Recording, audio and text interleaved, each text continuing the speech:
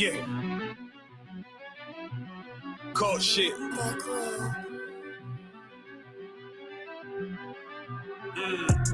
I ain't come with goons, but I'm well connected. Walk in the room and pop, pop, pop, like you got rejected. Yeah. Let me see if you qualify or not. Spinning up in a tinted truck, riding around your block.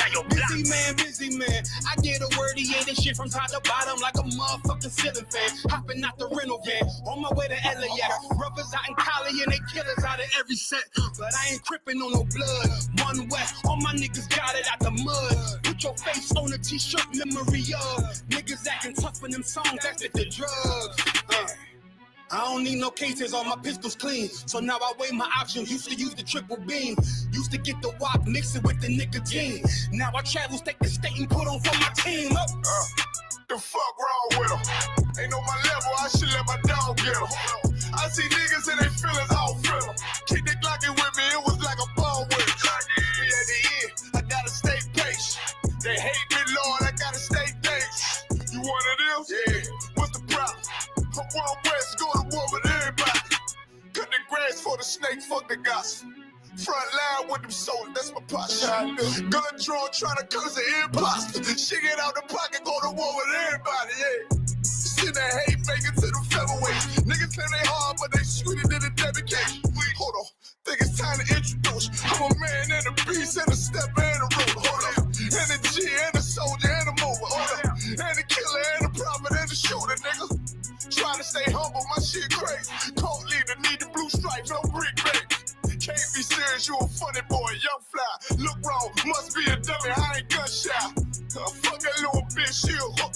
Nigga swear he the go, bring him to the bush. The fuck wrong with him? Ain't on my level, I should let my dog get him.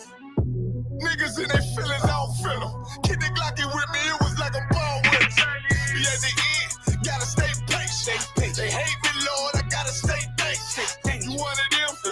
What's the problem? From one West, go to war with everybody. I'm from Philly, you get hot, you catch a cold case. I'm one West, these brothers trying to set my soul straight. They done turned me to a prophet from a demon, and I'm locked in this shit and I ain't leaving. Never. Ski mask transform to war mode like I'm Voltron. Stamp on my head and my chest from the most high. Put something tight around your neck like a bow tie. Got my niggas waiting charged up like they phone died. Red letter, drip clean, it looks so fly. Claim he riding, that's why I left his ass roadside. He gon' die. Skyscraper to a nosedive. 9mm plus P, fuck a 4-5. The fuck wrong with him? Ain't on my level, I should let my dog get him. I see niggas and they feelings, I don't feel them. Keep the Glockin' with me, it was like a ball with me. At the end, I gotta stay patient. They hate me, Lord, I gotta stay dangerous. You one of them? Yeah. What's the problem? From one West, go to war with everybody.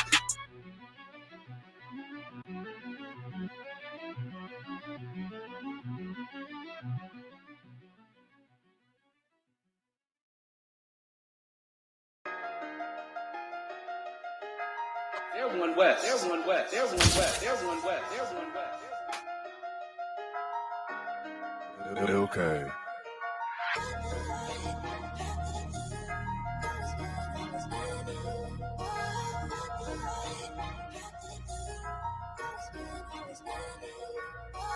If you're looking for me, you can find me with a real stay. We be outside getting active like it's field day. They say I'm the best, that ain't really what my bills say. I'ma keep turning up on rappers till it kills me. When I'm dead and gone, play this song at my funeral. That'll make it beautiful. Gon' bring the shooters through. 144, top 3 in Oriaco. Coming with that 88 Maverick, that's my top gun. Flyer than the pilot, you be quiet when your ops come. Then you talking loud, getting proud when the cops come. Homie, I will not run. I ain't got the stamina. I just zoom in, scope lens like a camera.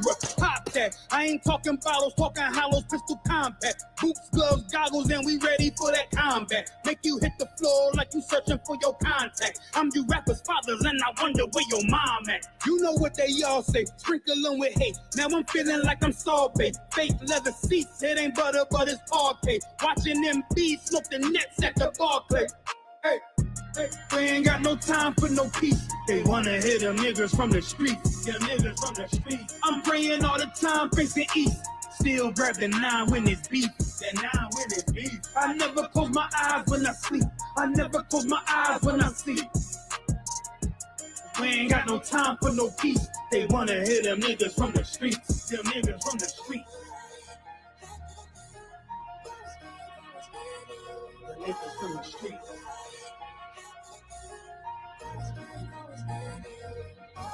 Rip that 9-9 and get the swinging like I'm Tiger. When we in your city, alarms ringing like a timer. Check the stash box, got a Glock in the Bible. Still keep $1,000 attachment on the rifle. They don't want me back up on my raw shit. I just wanna rap and let me ball shit. Only time I lack is in a coffin. When this get back is gonna cost them. I forgot the feeling what a loss is. Ain't no white Jesus on no crosses. Some you make me nauseous. Get a shorty bender like contortion. Fringes on my denim and some forces. We ain't got no time for no peace. They wanna hit them niggas from the streets. Them niggas from the streets. I'm praying all the time, facing east. Still grab the 9 when it's beef. I never close my eyes when I sleep. I never close my eyes when I sleep. We ain't got no time for no peace. They wanna hit them niggas from the streets. And niggas from the streets.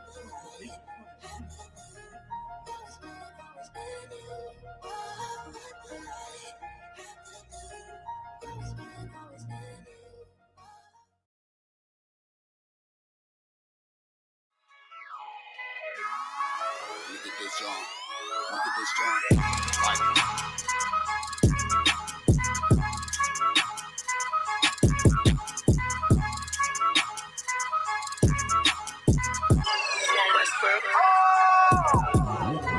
First star, I'm really that nigga. Truth be told, I'm a noble figure. Local niggas, they be so offended. What much word, it's global business. Hold on. Let me ask y'all a question. All y'all niggas in the same school and all that? Hell, fuck yeah. So now y'all niggas smoke weed? Fuck no. Don't fold if you say you win it. I was molded to it, now fit it. Can't control, just the highest limit. Killing shit, or just an honest living. Gotta get it, ain't no time for wishing. The time is now, better pay attention. In my city, you can feel the tension. A terror squad, no pun intended. This ain't for you, but I recommend it. They know we coming, better clear the entrance. Shit get deep, but I keep digging. This how I look when you keep winning. Overtime, I had to take the hint. Shine bright, sit behind the scenes. 1-on-1, I ain't in the mix. Ain't what you thought, better get a glimpse. Came up from a pedal bike. Pressing brakes, I ain't never liked. Whole time I was taking risks. They don't play with me cause they know I'm going nice. Round form, I ain't even started. Transform, I ain't here to bargain. You're on watch, better move with caution. Chains on me, I don't do this often. No error, this shit flawless. Reach for it, you become a target. It ain't worth it, better keep walking. All I know is survival. All this fashion is tribal. Want the head of my rival. This about to go viral. Say the word, then it's final. To get the moving like Brian told. I'm just living my title. Do this shit with my eyes closed. All I know is survival. All this fashion is tribal. Want the head of my rival. It's about to go viral. Say the word, then it's final. Get the moving like Brian told. I'm just living my title. Do this shit with my eyes closed. Don't wanna hear all that street shit. Me and my niggas on defense. Wonder who I was in my past life. Don't even matter, that peep this. Remember the days when I was a trooper. Stay on the path and it won't confuse you. Bars all, I'm the one to do it. I roll on eights like a flight maneuver. Try to trick me, I ain't never moving. Camouflage, I can blend into it. They better ride, I don't do the Ubers. Let them talk, I don't hear the rumors. A little suffer ain't really nothing. The way I'm stomping, better play the trumpet. You see me coming, better get the running. If they see me coming, better get the running. You ain't never seen it, you ain't never witnessed, you ain't never noticed, you ain't never focused. I was really waiting. Was really training, sick and tired of being patient. I ain't never doubted, this was in the making. Use what I got, not in the waste. But rapping and singing can never drink it. But I'm from the bottom, so I gotta make it. This ain't rapping, it's a damn warning. Late night to the early morning. Got a vision, I planned it out. Try to stop me, but I kept going. I study plays, now I'm in the game, and it's all the same, but I had to change. You'll never crash if you in your lane. I can take the loss, cause it's all a game. Yo, when Casamigos being English? Drunk. All I know is survival. All this fashion is tribal. Want the head of my rival. This about to go viral. Say the word, then it's final. To get the moving like Brian told. I'm just living my title. Do this shit with my eyes closed. All I know is survival. All this fashion is tribal. Want the head of my rival. It's about to go viral. Say the word, then it's final. Get the moving like Brian told. I'm just living my title. Do this shit with my eyes closed.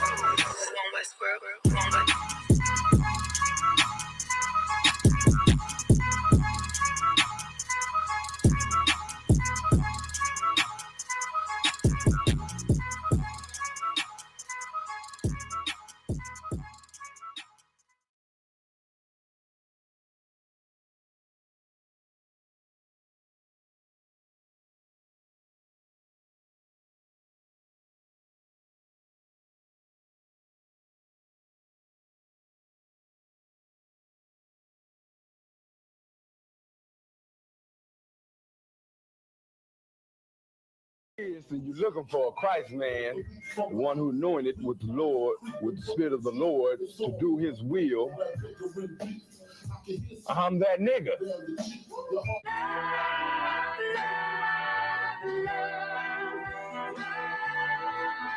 One West, 125th Street.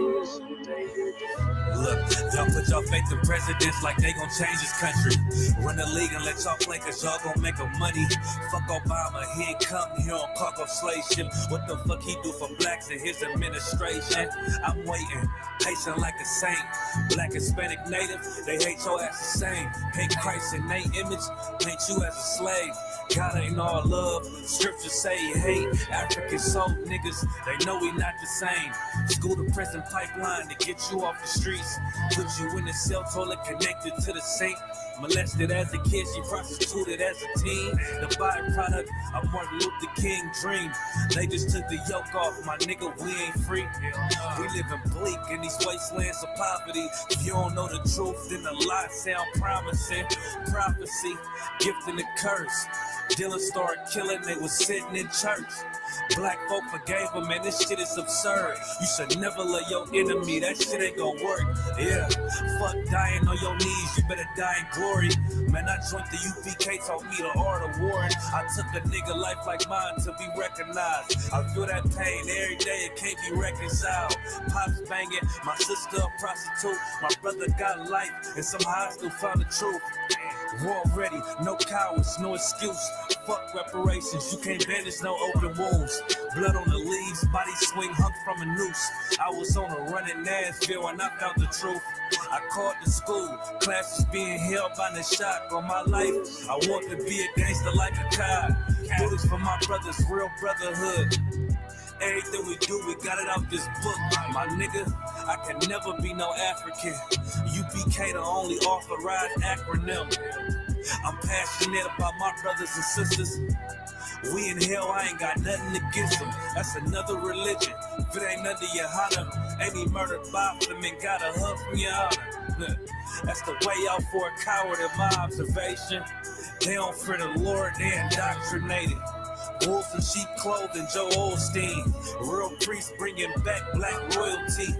One West on my headpiece, ranking order. Can't let them trick me off the streets, I gotta raise my daughter. I got brothers at the border ducking ICE agents. I got the name change, it was life changing. My family thought it was a game, put on all black, they said I was going through a phase. It's more of us in jail than it was slaves. Chose by the Lord, we could never be the same. Soon as they born, the wicked go astray.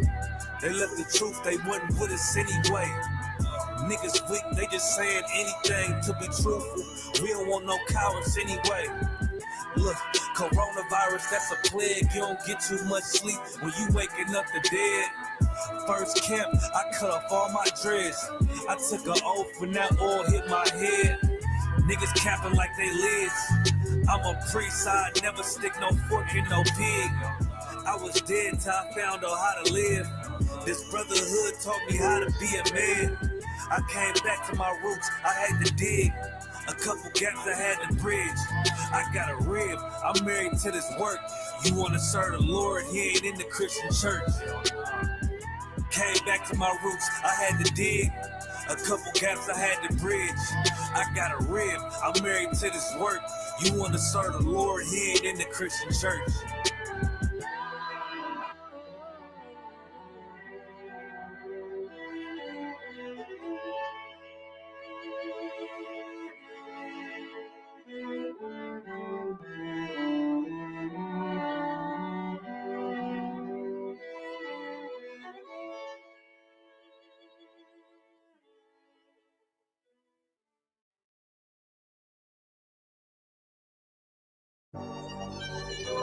Yeah. Culture. Wave that One West cover out that window. Let them know I'm coming with my kinfolk. Red letter ski mask on, but I don't really ski though. Bullets ball head like they going through chemo. I slide on them Tony Hawk type. Better get your thoughts right. Jumping high on walls, this ain't Fortnite. Red dot It kinda make it way too easy for a headshot. I put you under wing, it turned into a headlock. I told my niggas, think it's time to put the pressure on. You bring that paper, told her throw a little extra on. We go to war and see a murder one, you murder two, it ain't the same degree. Better up into a capital offense for them dollars, but it really don't make sense. Guns behind tents with some liquor and we riding down the freeway. Slide on them, spin the block and replay, so we slide again. You know my position, I'm on standby. Ain't no competition, it's a landslide. Or you a rider, motherfucker, ride again. You said you slide on them, nigga, slide again. Niggas claim they hot, but we been fine. If they ain't one of mine, so they ain't tied. Or you a rider, motherfucker, ride again. You said you slide on them, nigga, slide again. We got this mapped out. Niggas selling wolf tickets, not living what they rap out. Said he gon' ride, too emotional, he'll crash out. And I ain't boxing, wrestle with this cannon, you gon' tap out. 100 troopers in the building, turn the shit into a blackout. We both come from the mother, why you tryin' to do me dirty? He cut himself off, we let him rock, he ain't worthy. You playing ball courts, throwing number like a jersey. While niggas folded like origami, I kept it sturdy. Told my son he got the blood of a king, he ain't got a word. They gon' cross you like a Christian, it's better to learn this early. They be watching, trying to copy, asking questions, trying to learn me. I ain't in the back and forth if the business don't concern me. Catch the wrath from my anger, I be trying to give a mercy. Ask the angels keep me covered, I'ma slide, they might have heard me. They playing with that fire, get you close, it's gonna burn me. We ain't never looking back, moving forward, it's the journey. You know my position, I'm on standby. Ain't no competition, it's a landslide. Or you a rider, motherfucker, ride again. You see the slide on them niggas, slide again. Niggas claim they hot, but we been fine. If they ain't one of mine, so they ain't tied. Or you a rider, motherfucker, ride again. You see the slide on them niggas, I'm me. All these rappers told. Claim they own a whole nother clothes. I'm the one with the blade. Untamed gorilla, keep your hands out the cage. I'll be standing on they neck. All right, so we gonna go. You can keep your mercy, nigga. I ain't worried. All right, we good, sir. We good to go. Yep. We hear it on the internet? Yeah, I'm gonna check right now. You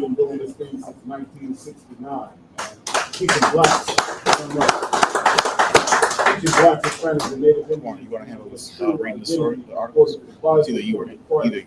Go. Our leader, our teaching leader, the man who owed homage to for over umpteen years, and I think over 40 years. The manager of the house. Big up to the manager of the house. We here, man, brothers have merged on the city of Chicago from all over the country. Here from Texas, man, from of course, from Detroit, you know what I mean, many other states across the union, man, to come together, man, and bring us about, man, the lost sheep of the house of Israel. This weekend is our prior weekend. We have several events scheduled. The main event would be Commanding General Yohana's Lamont, where you at? If you could, come here, priest, for a second. Give me the rundown on the dates and times of Commanding General Yohana's lecture, if you could. Sir. Tomorrow, Friday, August 1st, we'll be doing Commanding General Yohana's lecture here at 9909 Roosevelt Road, That's right. Westchester, Illinois, Chicago, Westchester, Illinois. You understand? His lecture will be from 7 p.m. Central Time to 9 p.m. Are we done, and where do we go from here? Right. That will be tomorrow, Commander Jenny Hunter's lecture. Make sure to get your tickets on Eventbrite. There you go. You understand? They're free. The event's free, but make sure to get your event tickets on Eventbrite. Help UPK with the algorithm and everything like that, and promote this truth in the UPK's name. That's our most significant event right there, is Commanding General Yohana's lecture. Of course, if you go to www.isupk.com, man, you'll see the list of all the events that we offering to the public this weekend. Of course, we have Commanding General Mahayaman's scripture breakdown class that's going on right now. We're waiting on General Mahayaman to arrive, and it's going to be a very powerful scripture breakdown class. And then on Friday, we having the felony expungement, man, and gun rights restoration. So any brother or sister out there who've been suffering, man, and find it very difficult to get a job, decent credit, man, housing, man, even to obtain a spouse with a felony is very difficult in these days in America, man. You come down here, we're gonna help you. We got a bunch of brothers, man, that's sitting on the sideline right now. You know what I mean? They're very versed in the process of restoring you back to, you know, normal citizen you know what I mean, rights in America, you know what I mean, if you will, man. But you come down here Friday from 10 to 4 p.m. We're gonna help you get those felonies off you, and also help you restore your gun rights. Then our Most High Christ, give it up, man. I mean, that's very important, man. A lot of us that you know, not every black, you know, got a felony on them. So if you don't have a felony and you don't have a relative that, you know, that struggle with that thing, you don't really understand the gravity of what that does to a man's or a woman's life. You see what I'm saying? So this program that Commander Journeyana has came up with to assist the public in just living a normal goddamn life. You know what I mean? In this hill, man, it's very important, man. So you come down here tomorrow, man. If you're in the state of Illinois, you come down here to the school, man. And between 9 and 4 p.m., we're gonna help you get those felonies up off you and help you get your gun rights restored. Also, our main event is one of our main events, I should say, is a cookout that we having on Sunday. You know, you check our website again for the dates and time and location of these events. And with that, man, we're gonna start our scripture breakdown class. Again, I am Officer Laban. I'm here to assist you in understanding the Bible, outside of the Christian perspective or the you know, Muslims and other you know what I mean, religious organizations in the earth that falsely push Black, Hispanic, and Native Indian people away from the path of Christ and the Most High. We're gonna start with any questions in the audience or any questions online. Anybody else? Habawan, you got a question? Come on, Council. Go ahead, priest. So, like I said, if I may, my question is, what is the culture what is the earth going to look like at Christ's return? And what I mean by that, like, I understand we see the prophecies, but you know, can you explain in our terms of what will we see during this time when they turn to fight Christ? Right. So in the Bible, you're right. It does say that the nations are going to the power structure in the earth upon the return of Christ. They are going to turn and try to subdue that man and all of his support that's coming out of heaven. Let me see if I can find some scriptures that might be able to help you. I think it's also important on a question like that to understand. Let me see. First, let's go here. Salaki, give me 1 second.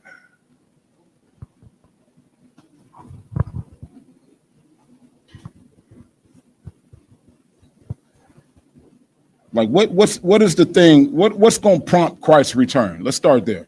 What's the thing that's going to motivate the Most High to send Christ back? Anybody got an answer to that? What's going to motivate the Most High to send Christ back? Because Christ's sitting on the sideline, like waiting to come and do his thing. What has to happen before Christ's return?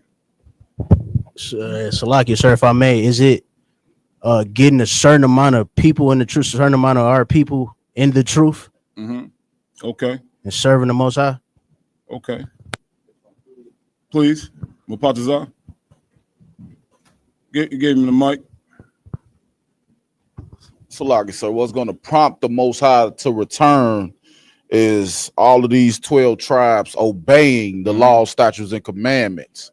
Returning back to our original culture, doing what he told us to do. You know what I'm saying? We have to unite as a people. Mm-hmm. Let me find a couple scriptures first. 1 second.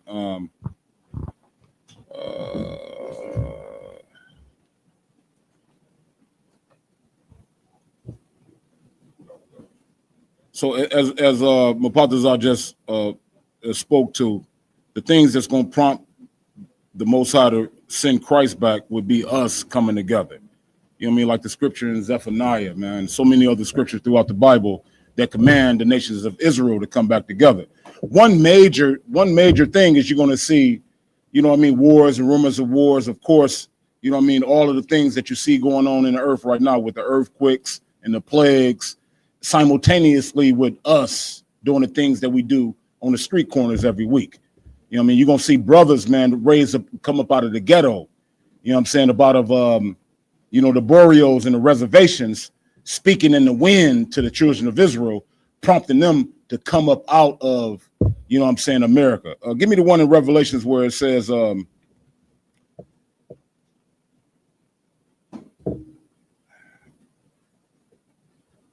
come out of her before you partake of her sins. Give me that Revelation 18:4 real quick. So the catalyst, man, or the thing that is going to prompt the Most High to send Christ back is the effort on the part of the children of Israel. You know what I'm saying? Commander General Yohanan says,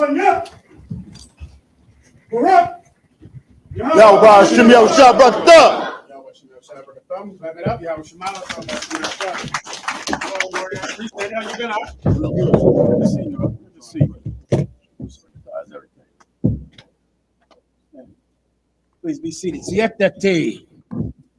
Gracias por tenerme en su clase. Mi nombre es General Mahayaman, servicio a placer de la General Yohanan.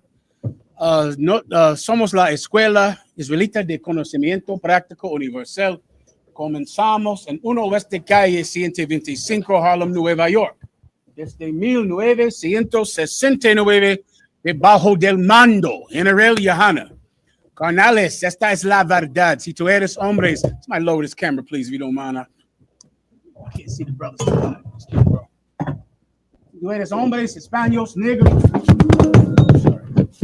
negros, o indio nativo, tú eres Israel. Camera right here in front of me. Lower down so I can see the brother. El pueblo elegido de Dios, tu madre y tu padre dicen que somos un culto y mantienen su iglesia sin culpa. Pero su iglesia es culpable de todo lo que nos están pasando. Haz tu preguntas. I will take any questions anyone has. Tonight's topics are the purple praise dancers. We're going into that tonight. I couldn't even believe I saw this video. It was just stunning. I wish I could say I was surprised, but I'm not. I also will explain why Christians dance in church. It's hard to understand, gracias. It's hard to understand when you're One West. Please, if you don't. It's hard to understand if you're One West, right? Because we're not, homos like the way the purple pigs are.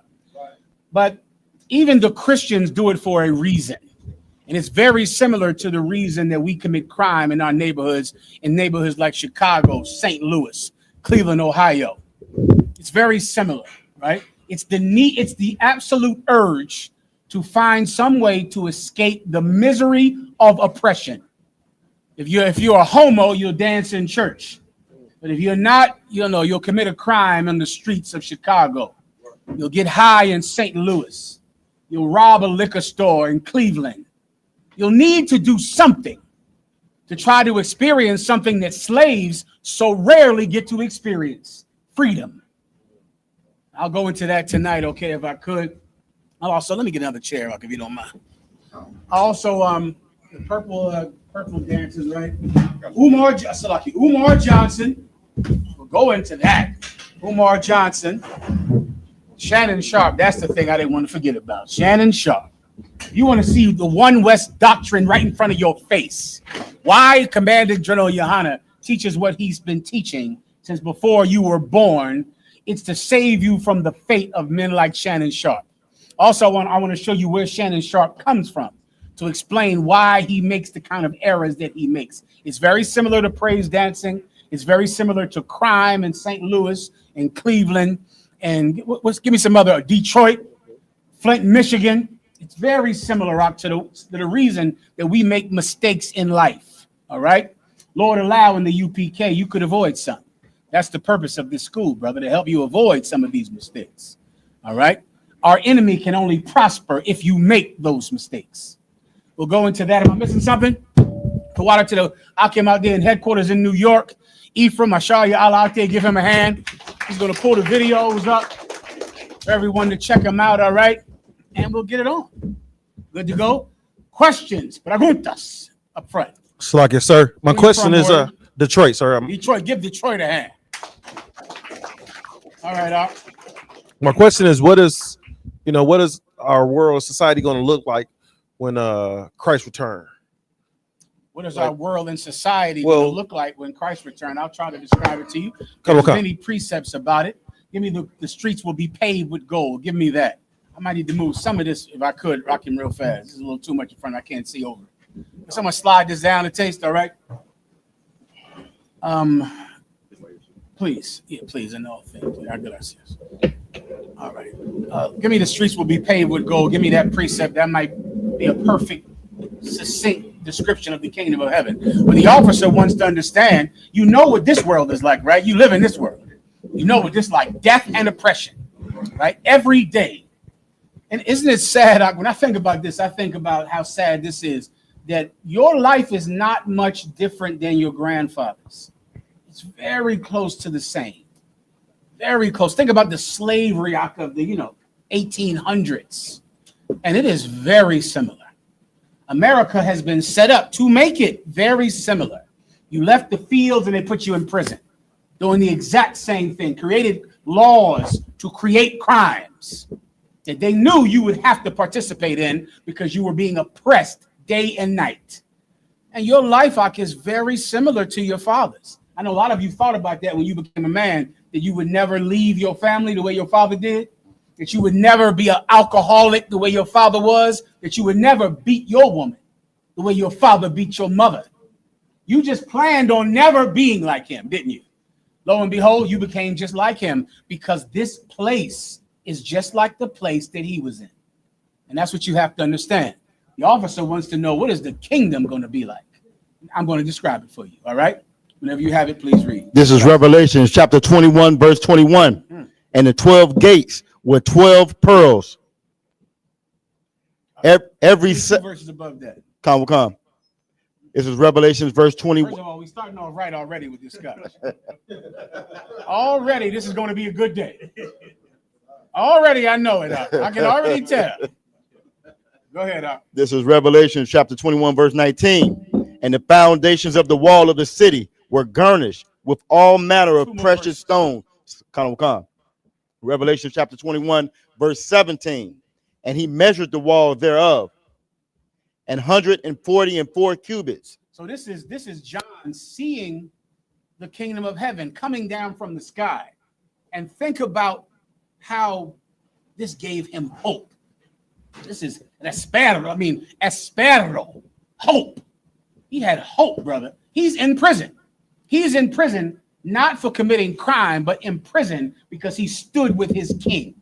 Because he was the person fighting against adultery, fighting against being a pervert, fighting against child molestation. He was in prison for that. And as he's in prison, he's suffering every day. And the Most High, brother, gives him a comforting vision of the kingdom of heaven. He wants to see it. It helps you in a time when you're in great distress. So he sees it floating down from the sky. He sees this beautiful city floating down from the sky. It's floating down from the sky because here's the first description of the kingdom of heaven. It comes from God, brother. It's not a city built off of slavery. It's not a city built off of the oppression of other people. That's this kingdom that you live in now, brother. The Bible says that the other nations are going to come to our city day and night to bring their riches up. They're going to want to serve us, want to give us their wealth, want to be our allies, and want to be subjugated under us because it's safer like that. They're going to prosper more because they're second-class citizens under us, which makes absolute sense. Shouldn't you get something for serving another people? Shouldn't you get something for loyalty? That makes sense, right? The other nations are going to benefit from being second-class citizens to Hispanics and black people. They're going to benefit from it. Here we are, we're second-class citizens to the white man, and he hates us more every day.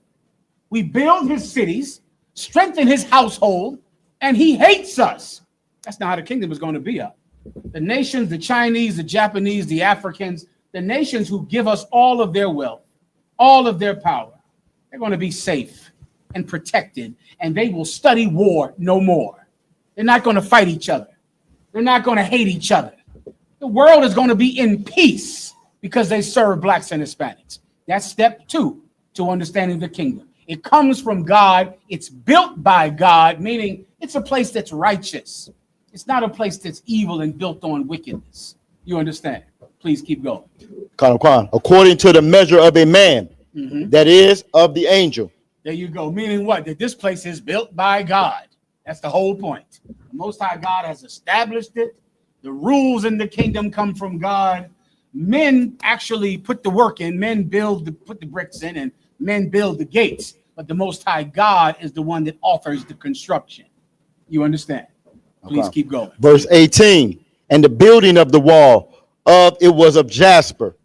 Keep going. And the city was of pure gold. Keep going. Like unto clear glass. Keep going. Verse 19. And the foundations of the wall of the city were garnished with all manner of precious stones. Garnished. Now, what is the point of the Most High saying that it's diamonds on the walls, jasper stones, garnished with all manner of fine jewels?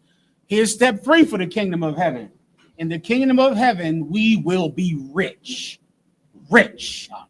Something that, you could think means nothing here, and you find a way to act like money doesn't matter. In the kingdom of heaven, money is going to matter, brother.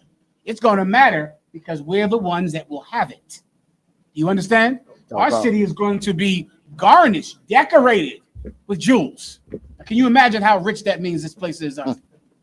Decorated with jewels and jasper stones and all kinds of fine emeralds and rubies, because we are going to be goddamn rich. Finally, think about how hard your father struggled for money. Your grandfather, your grandmother. I see bitches online out acting like women sat at home, like what's this term they use? Like they need a man to be the way men were in the past, when men were providers. And women were stay at home. Salak is a traditional woman. Jesus Christ, that's the name. That's the name. Give him a hand. What's your name? Officer 500, y'all get out of Virginia. Out of Virginia. Traditional. Seemed like my grandmother traditionally took her ass to work every day to clean a white woman's house. I go, what is this traditional woman thing when they didn't work? I know all my clothing when I was young smelled like mothballs, because the Jewish people that gave my grandmother clothing, I wore those clothing. And to this day, I can't stand the smell of mothballs to this day. When was this tradition that women didn't work? When in the hell was that? I know they worked for the military because they built the computers and sent white people to the moon. So I know they worked when they went to college because they sent white people to the moon. I know they worked in the white man's army because they delivered all the mail everywhere, all across the world. I know they worked for white people because they watched their children. So I know women went to college, went to school, and worked. I know what black and Hispanic women went and learned trades, and they cleaned houses. And I know they, cut sugar cane. I know they worked in fields. I know children worked traditionally. Children got out in the goddamn field and worked next to their mother, next to them. And that's why you're free on every summer right now to leave space for you to go and work. Shannon Sharpe, what a boy. Shannon Sharpe said when he was a child, he got paid $16 a day for catching 300 chickens. He was a chicken catcher, which I never even heard of. I don't know what the hell that is. But him and his brother, who are now in the Football Hall of Fame, had to run around and just run and catch chickens that were getting loose. And he just grabbed them, and he got paid $16 a day and caught hundreds of chickens. Hundreds. When he was a child. Not when he was grown. When after school, after homework, and after football practice, he had to catch chickens. What is this traditional place, this time when women didn't work and kids didn't work? That is a myth to make you feel bad about your poverty. That never happened. That never existed. Traditionally, women have worked. Black and Hispanic women have always worked. Traditionally, they worked in the Bible. They worked in the 20s. They worked in the 1800s. They worked in the 50s. They worked in the 60s. They worked in the 70s. They worked in the 80s. They always have worked. Everyone understands. Why? Because we are poor here. We don't have a goddamn time to let anyone stay home who could work. How in the hell could you not work? How is that possible for someone in this home not to work? Everyone has to, not because of, roles. or gender roles because of bills. Do you understand? Bills are what make you have to go out at 13 years old and get a goddamn job, not gender roles in society like some white, philosopher. Bills, we're poor. So because of that, everyone has always worked, not in the kingdom. Not there. Oh, there, brother. The men won't work. The children won't work. The women won't work. No one will work at all. Just like our oppressor today. Just like our oppressor who can go on a yacht and have some tutor teach the children. And no, the husband doesn't work. No one works. Everyone just sits back and collects dividends on their robbery. Well, in the kingdom of heaven, brother, we'll be rich. No more working for any of us. Everyone understands. Keep going. The first foundation was jasper. The second, sapphire. The third, a calisthony. Skip that. Oh, that's good. Come. Skip down the streets of gold. I think that describes everything. Come. This is Revelation 21, verse 21. And the 12 gates were 12 pearls. Every several gate was of one pearl. And the street of the city was pure gold. God damn it. We'll be rich, brother. Finally. The Bible, that's enough on that. The Bible also says that at that time, no one will pay for his father's sins, but every man will pay for his own sins. That's a big difference between this world and the kingdom. Right now, we pay for what our fathers did. You were born into that neighborhood because your father committed a sin against God. So you're born here because you are suffering for what someone did in the past. It won't be like that in the kingdom. In the kingdom, will people die? Absolutely, especially on my plantation. Die all the time. Die as a point of fact. They'll die. But people will pay for what they've done, not pay for what someone else did.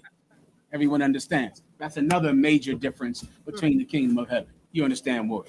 If I may, I don't want peace on earth. No more Gaza.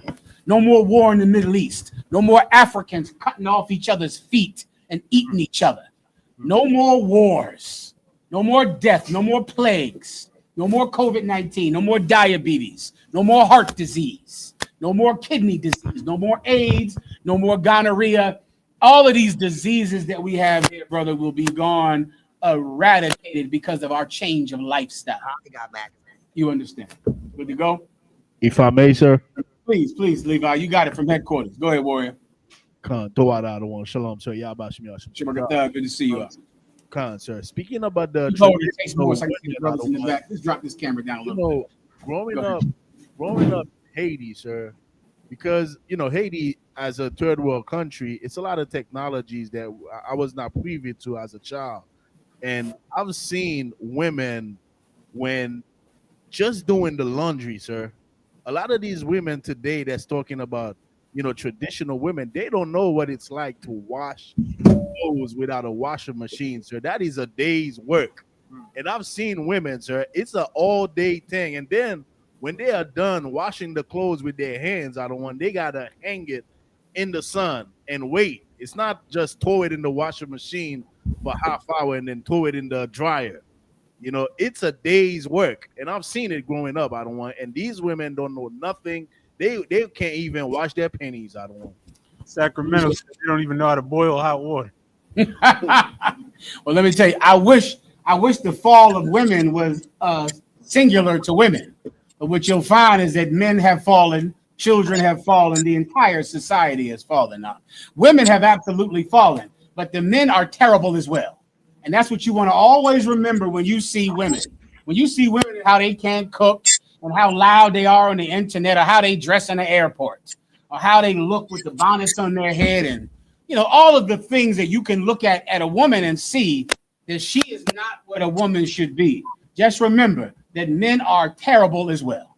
As long as that's in your head, then this nation can get right together, because we will never be a nation with righteous men and evil women, or evil women and righteous men.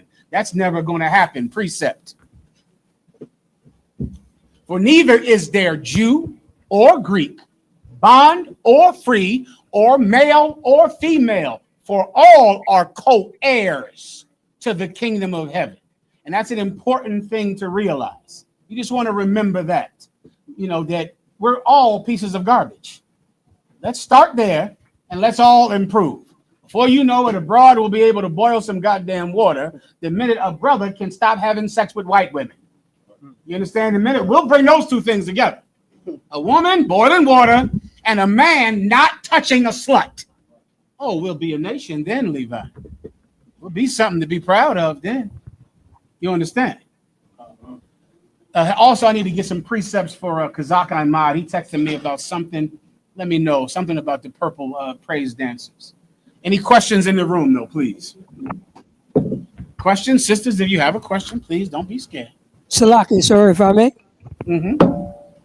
Salakia, sir. I just wanted like a general breakdown on Romans chapter 13, verse 8. I can't really articulate this. And Baba Gashar, just can you just help me with this? We got Romans chapter 13, verse 8. Owe no man anything but to love one another, for he that loveth one another have fulfilled the law. Do you have a specific question about this? Oh, I'm always getting stuck like, oh no man anything, and I don't know how to articulate that to make it really simple. So it's explaining it in the rest of the precept. It says, "Oh no man anything except." Go ahead. Salaki. Oh no man anything but to love one another. Now, what would make you owe a man something? Pretty much I'm thinking about did I, you know what I'm saying? Did I talk to him wrong or did I do him wrong in the past? You know what I'm saying? It's something. Did you steal money from him? Did you sleep with his wife? Did you steal his car? Did you sell drugs to him? Yes, if you violate people, then you owe them. It's called a trespass, right? If you violate people, then now you owe them a debt. Before you know it, you're in court, and they're taking away your money and giving it to him. They're taking away your ox, your goats, your land, and giving it to him. They're taking away your eye because you took his. They're taking away your teeth because you took his. Oh no man anything means don't violate each other. The only thing you should owe anyone is to love each other. That's it. And the only way that's possible is to love each other. It's like a circle, headquarters, right? If I say I owe every brother love, ama mi tu hermano, ama mi hermanos. If I love him and I think of it like I owe him this love, then I'll never owe him money from cheating him. Then I'll never owe him my life from sleeping with his woman. You understand, headquarters? Well, Khan, throughout it, sir, you made an example because I was getting jammed up on that, sir. No problem. Próximo, in the back. In the back, Detroit. We can get him on camera. That's helpful as well, all right? Yeah, so I wanted to get a breakdown on Isaiah chapter 3. Can you hear him online? Go ahead. Yeah, I wanted to get I can't hear you. My apologies. Sir, no sweat. I wanted to get a breakdown on Isaiah the 3rd chapter, verse 25 through 26. And I just really wanted to know about this scripture. When it says thy men shall fall by the sword, and thy mighty in the war. I wanted to know, really, is this talking about like the future, or is this past tense in 25 and 26? This is past tense. This happened. This is how we got in this situation. We would fight wars against our enemies and we would lose. We would lose because there were sinners among us. And that's a peculiar position that we're in that no other nation is in. Other nations win a battle based on their own prowess, the amount of money they have, the weapons that they have, the training that they have. It is not so in Israel. In Israel, we lose battles based on our conduct before the battle. And that is peculiar to us. That is not how war works with anyone else. If we're sinners, we're going to lose. We're going to lose if we're greater in number. We're still going to lose. And if we are not sinners, we are going to win, even though they are greater in number. You understand? Headquarters? Is that you? I'm sorry, it was you, right? You get the point. Detroit. Go ahead. Go ahead. What does it say? In 26 it says, and it says, and her gates shall lament and mourn, and she, being desolate, shall sit upon the ground. I just wanted a general understanding of this. That happened, brother. That's the history of Israel. That's our history. The gates lamenting and lament, like, or lamento in Spanish, it means sadness, right? Meaning the city is sad. The gates being sad means the city or the rulers of the city are lamenting. They're sad. Why? Because we lose battles. We send our best warriors out to fight and they don't come back. They're dead. That happened during the time of David when he numbered the people. That happened during the time of Saul when everyone ran when they saw a giant. We would send our men out, and we would come back losers. We come back losers because we were not performing as Israelites should perform off the battlefield, at home. That's something that Umar Johnson and your preacher never understand. If I could think of the biggest mystery to preachers, is that they think it matters so much what you do on Sunday, how you speak on Sunday, how you sing on Sunday, how you dance, how knowledgeable you are because you're a doctor this and a doctor that, and Dr. Martin Luther King and Dr. Umar Johnson. They think it matters so much what you do in front of the people. And they put no value on what you do that no one sees. And because of that, they all fall. And now Umar Johnson is a dope fiend begging for goddamn money, not because of what he did on camera or what he did with that stupid school, but because of what he does that you don't see. You understand? That's the point, all right? You good to go with that? Solid. Any other questions, please? Then otra vez, please. One more, if you don't mind, Warrior. Gracias.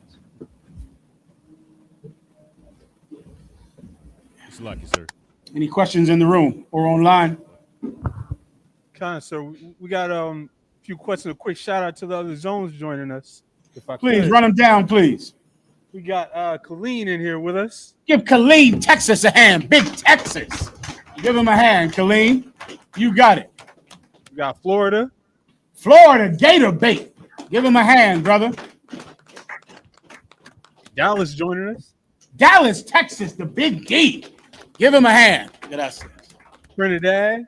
Trinidad. Yeah, no, I think I'm good with this. I'll take some ice in it. Memphis with us this week. Ice in Spanish. A yellow. Go ahead. Concert Captain Soccer War with us. You said Memphis? Give Memphis a hand. That's Captain Soccer War. And Colleen has a question. Vaso con hielo? Vaso con hielo. Gracias. Go ahead, who had a question? Colleen, sir. Colleen, you have it. Shalom on the Christ, sir. If I may, I had two questions. If that's too. I can't hear him well. Salaki, can I be heard better now? A little bit. If you can improve it, that'll help. Salaki, sir. Is that a little better? That's a little better. You got it. Come on, sir. My first question was in Isaiah 3 and verse 6 and verse 7. If you, I can read it if you want me to. Go ahead. Book of Isaiah chapter 3 and verse 6. When a man shall take hold of his brother of the house of his father, saying, Thou hast clothing, be thou our ruler, and let this ruin be under thy hand. Verse 7. In that day shall he swear, saying, I will not be a healer, for in my house is neither bread nor clothing. Make me not a ruler of the people. You got to read it one more time. I'll read it again, please. Karawakan, sir. Verse 6, when a man shall take hold of his brother, when a man shall take hold of his brother of the house of his father, saying, Thou hast clothing, be thou our ruler, and let this ruin be under thy hand. In that day shall he swear, saying, I will not be an healer, for in my house is neither bread nor clothing. Make me not a ruler of the people. Yeah. If I may, sir, Go ahead. Is this talking about basically like the rich not helping the poor? Yeah, that's exactly what it's talking about. It's talking about what happens in America right now. That's why Donald Trump is president, because he was, boss in The Apprentice. Picked an apprentice fool to be a president. White people, I guess you ain't so smart, huh? I guess white people ain't as smart as we thought they were. They went and picked a pedophile to be the president because he was a slumlord in Manhattan. I guess they're not as smart as they say. Yeah, when you decide that someone is your ruler because he has a nice suit. Does that sound familiar? Let me tell you something. Black people do not understand why white people voted for Donald Trump.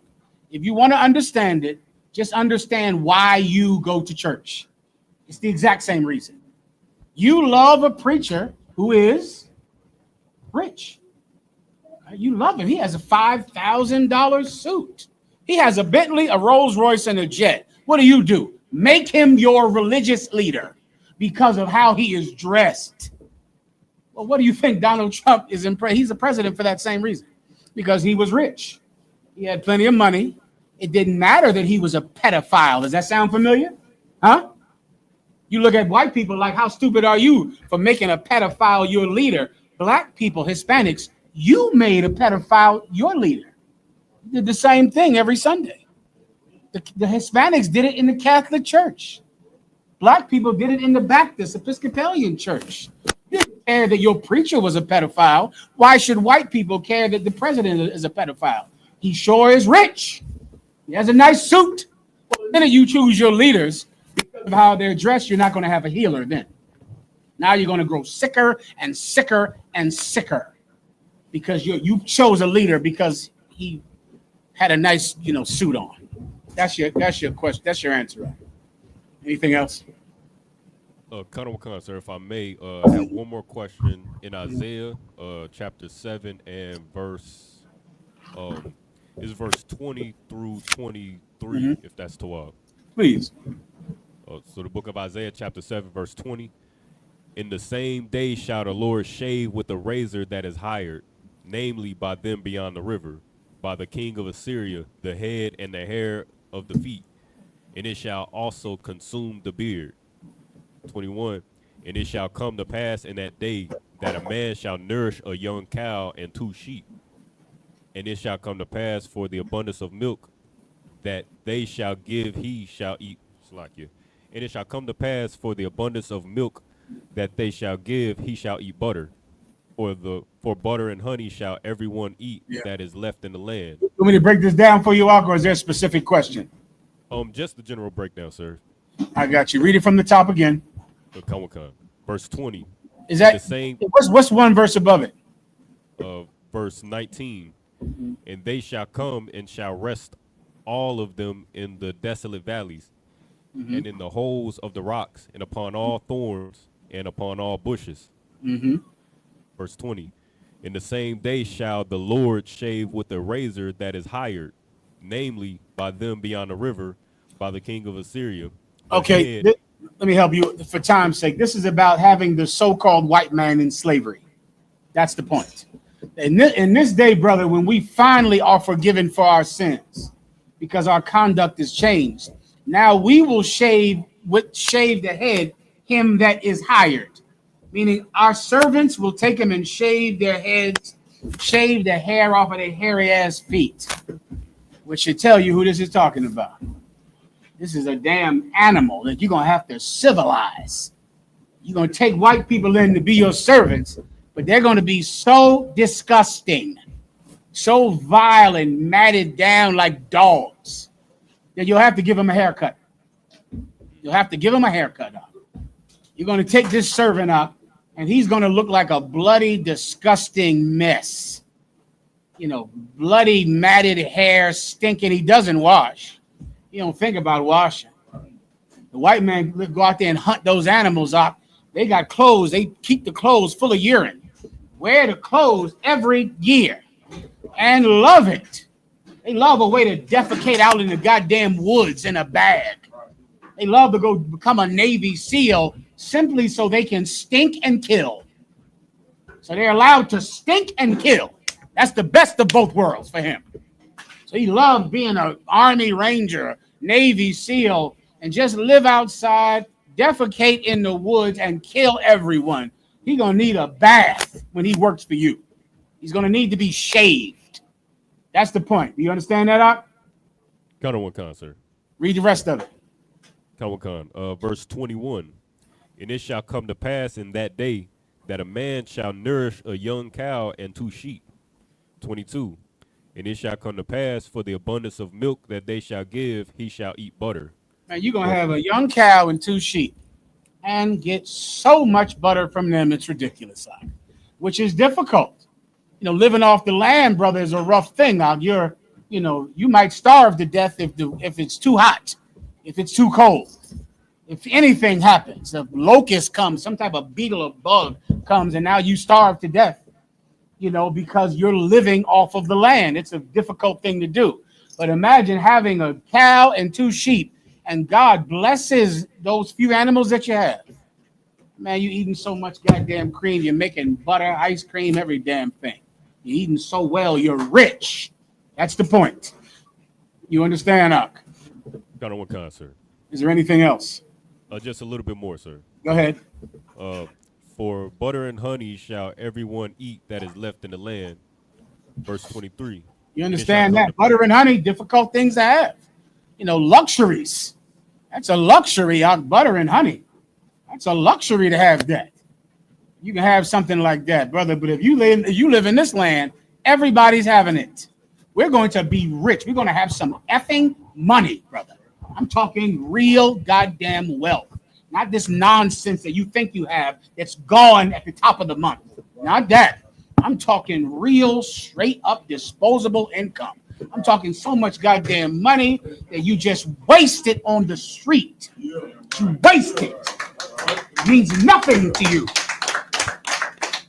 That's the future. Are you willing to give up weed for it? Willing to give up prostitutes? How about alcoholism? Huh? How about that? You should consider that. You should consider it. All right? Anything else? So just last verse, verse 23. And it shall come to pass in that day that every place shall be where there were 1,000 vines at 1,000 silverlings, it shall even be before briars and thorns. Read it one more time. And it shall come to pass in that day that every place shall be where there were 1,000 vines at 1,000 silverlings. 1,000 what? 1,000 vines. Vines, you're saying, right? Count on one count. Go ahead. 1,000 vines, and go ahead. At 1,000 silverlings. And? At did you say? Come on. At 1,000 silverlings. Look up that word for me. I don't recognize that word. I can't remember what that is. Look up what silverling is in your Zondervan, someone. 1,000 vines at 1,000 silverlings. Is that right? Count on one count, sir. Just look that up for me, please. All right.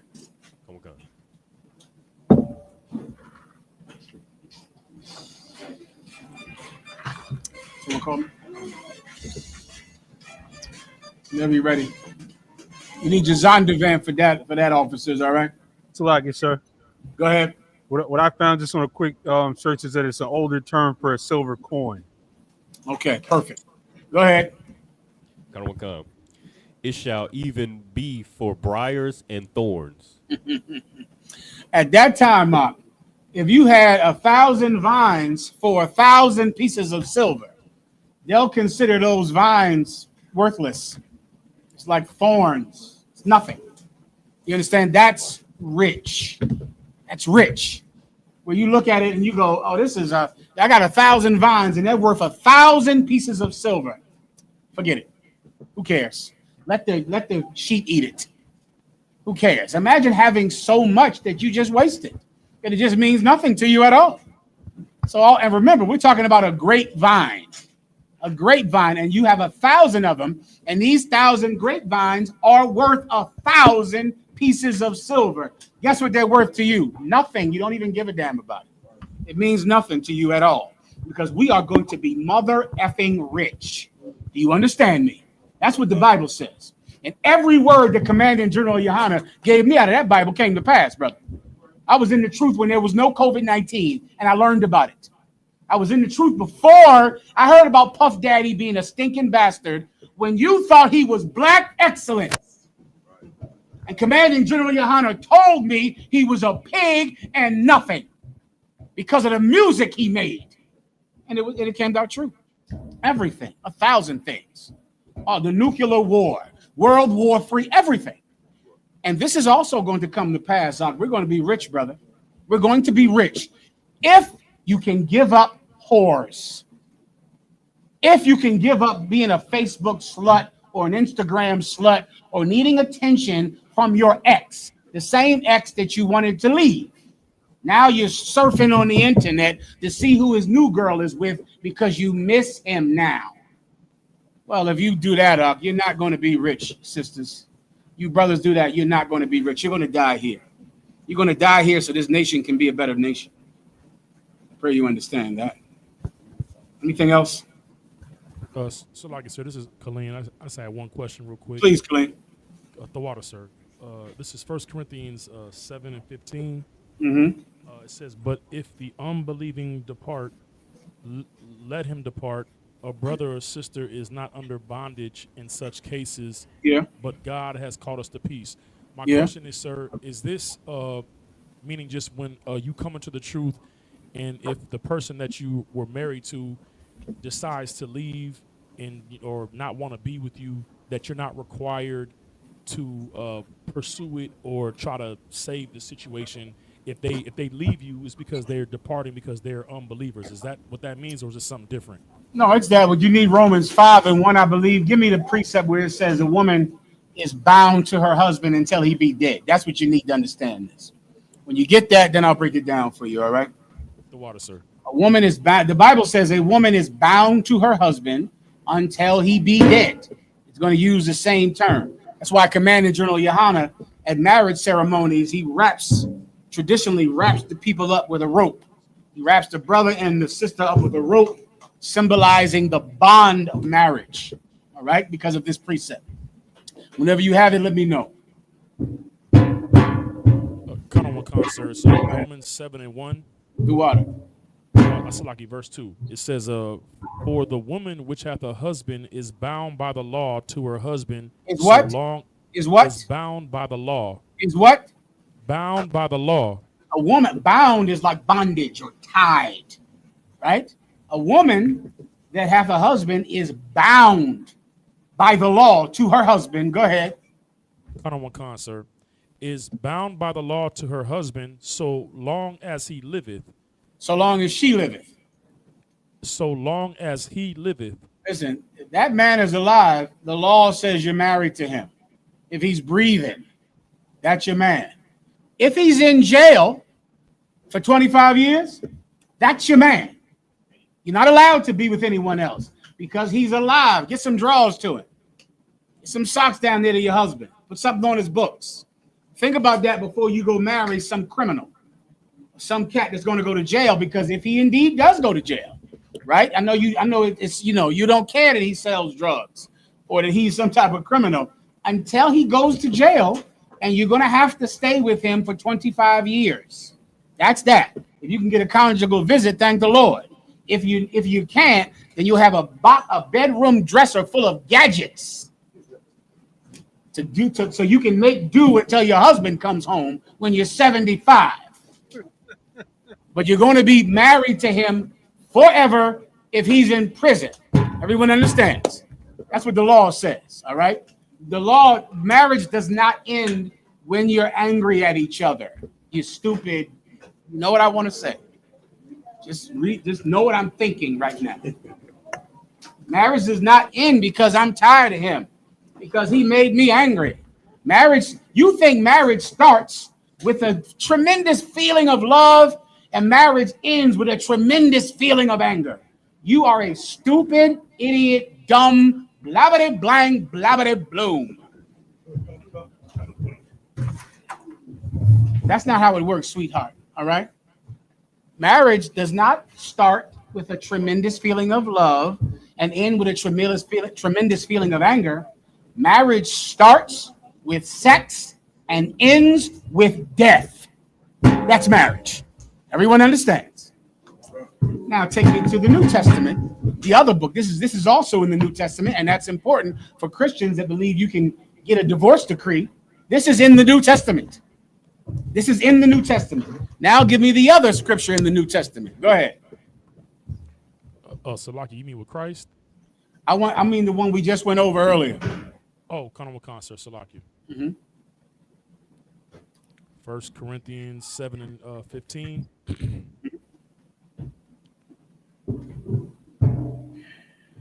Salaki, sir.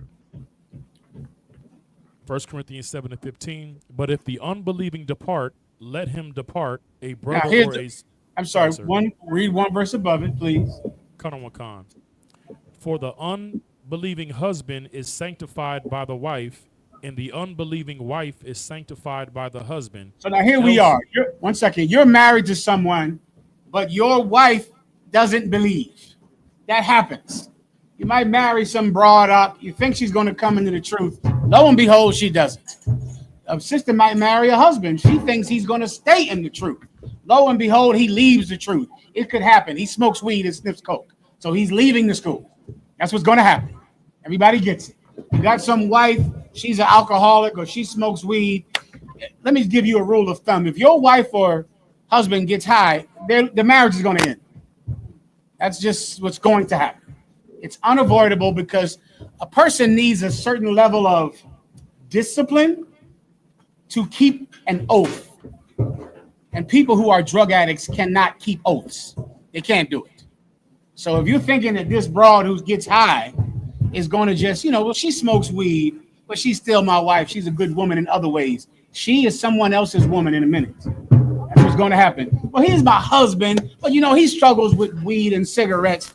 He is going to leave you, you stupid dummy. That's what's going to happen. So as long as you know that, then that should help you out in your stupid choices, right? So that could happen in life. You believe and the other person does not. As long as that person stays with you, stay with them. You are tied to them. Even though they're a drug addict, even though they're a sinner, if they are willing to stay with you, then you stay with them. Everyone understands. Keep going. Kanawakan, sir. Else were your children unclean, but now are they holy. Guess what? Those kids, you leave me out? Those children, because one person is in the truth, the Most High God will bless those children and not curse them for the one that's not. Those children will be blessed because the children will be blessed because of the believing parent. You understand? As opposed to having two parents that don't believe, and now the child has to end up the way we ended up in the world. Everyone understands? All right, keep going. Kanawakan, sir, verse 15. But if the unbelieving depart. Here we go. Read it again. Kanawakan, but if the unbelieving depart. But,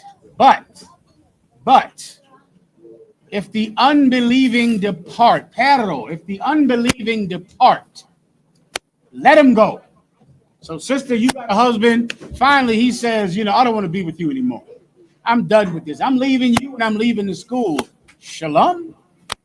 You still here? I thought you were leaving. Go. If your husband wants to leave you, let your husband go. Do not track him down and do all that nonsense. Don't go to his job. Don't call his mother. Your husband is a drug addict. Let him go and get high. Let him go. If your wife leaves you, you might be married to a woman. You think she's going to be in the truth. She might for a little while because that bitch is so dumb. She'll worship anything for a week. She don't have any integrity anyway. You get my point? A woman that's wicked doesn't believe in anything, so she will really have any religion that might get her a man for a couple of weeks. Y'all know what I'm talking about? That broad will put on that Muslim uniform up, covered from head to toe. If it gets her a man, she'll become a Buddhist, an atheist, an Israelite. Who cares? She doesn't give a damn anyway. So she'll be whatever you are because she doesn't believe in anything to begin with. But she does want penis and attention and kisses and thumbs up on her pictures on Instagram. So she'll do anything for a time. But you can't satisfy her because she's a whore. So eventually she leaves you, even though you thought she was going to be in the truth. What are you going to do? Go down to a job, sit in the car in the rain, waiting outside of a job, one tear rolling down your cheek, listening to goddamn baby face? Well, that old sad rap you young brothers love. That old sad, I used to love you when it's happening out there, and you broke my heart and you went away from me. All that old sad rap you sitting to till you commit suicide. Is that what you're going to do? Huh? Write a whole rap. I guess that's what you're going to do. I'm going to go on the internet and see you done wrote a whole rap to this nasty bitch. An entire rap. I thought you would love me forever. I thought you would love me with me. Puto.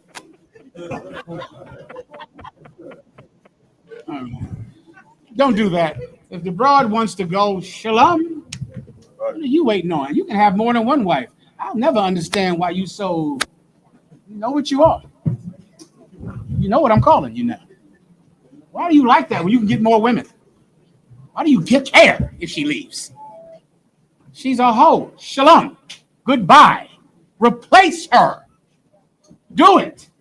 That's it. Let her go. Don't try to keep her. Don't go find the man she's with and shoot him. Don't challenge him to a fight. Don't do anything. Just let her go. If you're a woman and your husband leaves you because he doesn't believe in staying with you forever, let him go. If you're a man and the woman leaves you because she doesn't believe in staying with you, let her go. Keep going. Sir. A brother or a sister is not under bondage in brother such or cases. What? A brother or a sister. Or what? Is a brother or a sister. Now remember, the law says a woman is bound to her husband until he be dead. The Bible says you can't make this sinner stay with you. So both of you are free. She is free to remarry if you leave her. She's free to remarry. Why? Because there's no Pharisee or Sadducee that will kill him for leaving her. We got to police ourselves now. We got to do this because we want to do this. So just let her go or just let him go. Keep going. Sir. A brother or a sister is not under bondage in such cases, but God hath called us to peace. So what? But God hath called us to peace. A brother or a sister, you're not under that bondage if they leave you. But the Most High wants you to have peace up. And you cannot have peace forcing someone to stay with you that wants to leave you. You can't have peace. All you have is you'll just fill up some jail cell somewhere, fighting and arguing and kicking down the door. Who you got in there? Come on, another man. And that was your problem. Leave. What are you doing? All right. Is that your question? Was that it? Yeah. Sir. The water, my lord. All right. Well, so what are you? No problem. All right. Go ahead. Please.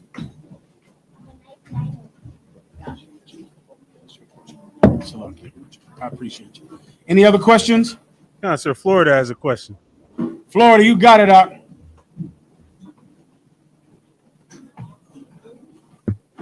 Shalom, General. Yahaba Shem Yahshua Barakatah.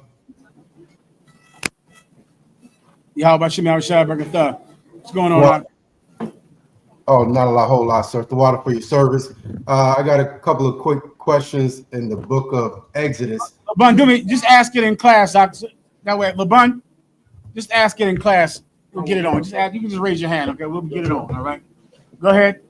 Colonel Khan, got a couple of quick questions. Also, 1 second. Also, Ephraim, just let me know when to start the topic. All right. Go ahead, please. Yes, sir. Colonel Khan. In the book of Exodus, a couple of quick questions. One is in the book of Exodus, chapter 1, verse 21, where the Most High said he made the midwives' houses. I just wanted a quick breakdown and understanding of what it means when he said he made them houses. Let me hear it, please. Colonel Khan, sir. The book of Exodus, chapter 1 and verse 21. And it came to pass, because the midwives feared God, that he made them houses. Is there more? Come. Go ahead. In verse 22, and Pharaoh charged all the people, saying, every son that is born ye shall cast into the river, and every daughter ye shall save alive. I'll explain if I could. This is during the time in Egypt when we were under great slavery. And a midwife is a servant woman. That's what a midwife is, a maid. Someone that comes and takes care of this pregnant woman, washes her, clothes her, takes the baby so she can go to sleep, helps her deliver the baby. And they would do this. These women were poor, and they would do this for more affluent women. You understand? Right? They were servants. But these servants feared God. So because of that, the Most High God gave them houses. So now, even though they're servants, where does a servant usually live? In your house, right? The slave quarters. Down in Philadelphia, I went by and saw a video. I made a video of these terrible pits that George Washington kept his slaves in. You should see this place up. I mean, it can drive a man to great anger to just imagine who lived in here. Well, this man is absolutely rich above ground, right? Slaves lived in the basement, in the attic, right? These midwives were because they feared God, the Most High made them rich. The midwives are rich. They became powerful. And so much so that when Pharaoh gave an order that every one of those midwives were to kill every male child, the midwives stood up to him and refused to do it. They were so powerful that when the wise man went back to Pharaoh, matter of fact, Salakia, the wise men went back to Pharaoh and said that the midwives refused to do it. That never even happened. They never told them to do it at all. But the excuse was, we told them to kill the children, but you know how Israelite women are. They just ignored us. They were so powerful and so strong. Like, that is real feminine strength, brother, that those midwives showed on that day. I mean, that was powerful. And black and Hispanic women, that's in them, brother. They're the daughters of Sarah. They can show some straight up and down strength that is absolutely beautiful in my sight. And they were so strong in Egypt that when Pharaoh heard, Pharaoh said, dang, I can't do nothing about them. You know, I told them to kill the baby. They said, we're not doing it. Pharaoh said, shit, I guess we done. I guess there's nothing we can do because you can't force them to do anything that's against God. That's femininity, Ak. That's one West.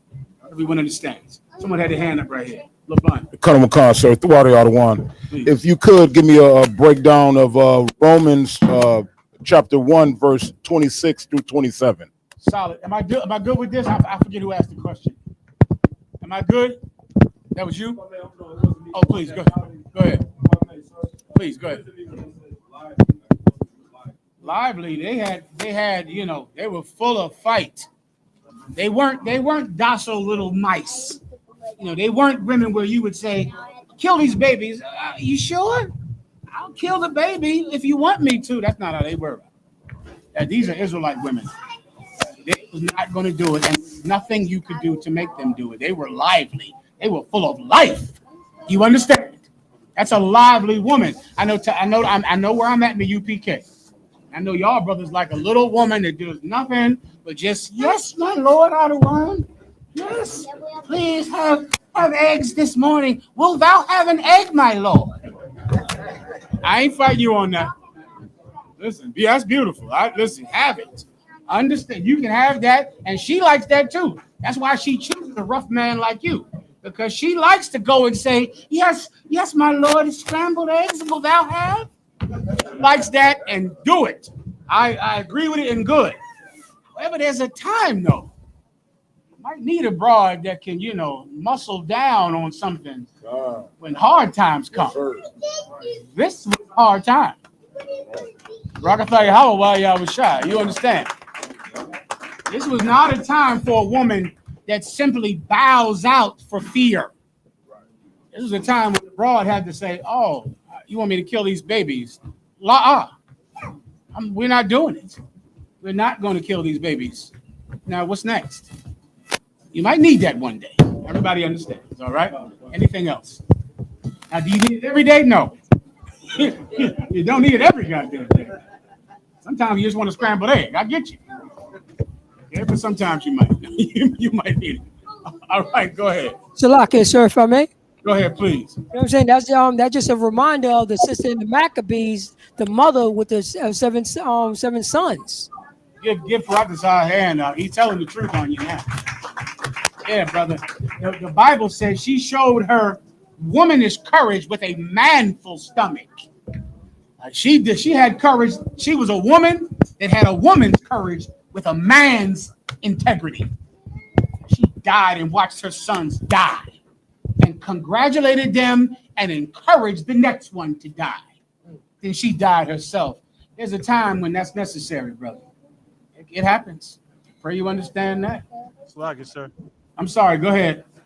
Madarat Gad in the comments said IUIC would have called those sisters rebellious and that they should have obeyed Pharaoh. Yeah, that's what they would. Them purple great praise dancers are. You know, they don't let their women wear makeup in there. Y'all know that, sisters? Shit. Them broads up in there, them purple broads are not allowed to wear any makeup. Only the men are allowed to be pretty in the IUIC. Right. Those men need all the attention. Go ask somebody. Ask all your IUIC friends all in your inbox telling you how we hate women. Ask them, are the women in the IUIC allowed to wear makeup? They're not. They can't wear makeup at all in the IUIC. They teach them broads to just be, to be someone that just lets a man step up and be pretty.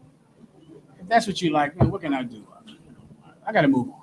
All right. Is there anything else? Let me get LeBun now. Go ahead, Slug out one. If you could, a breakdown on Romans chapter 1, verse. Either you can read or someone else can, whatever you choose. Go ahead.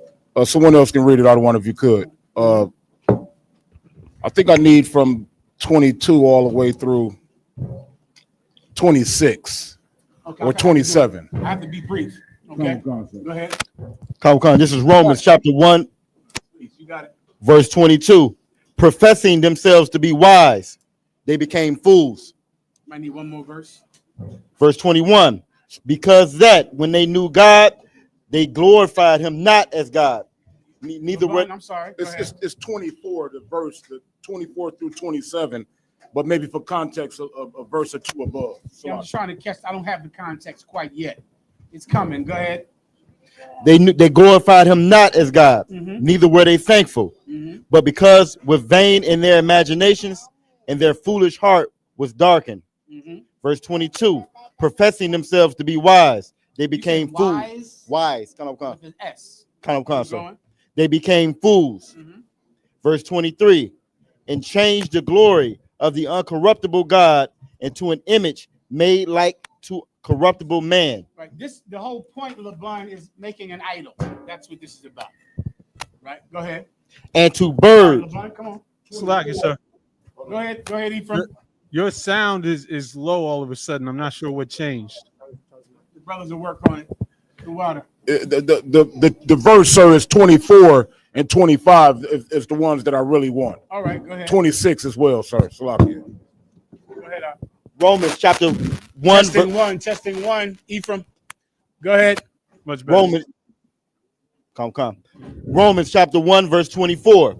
Wherefore God also gave them up to uncleanness through the lust of their own hearts, to dishonor their own bodies between themselves. This is Romans 1? Come. Right. This is about lesbianism.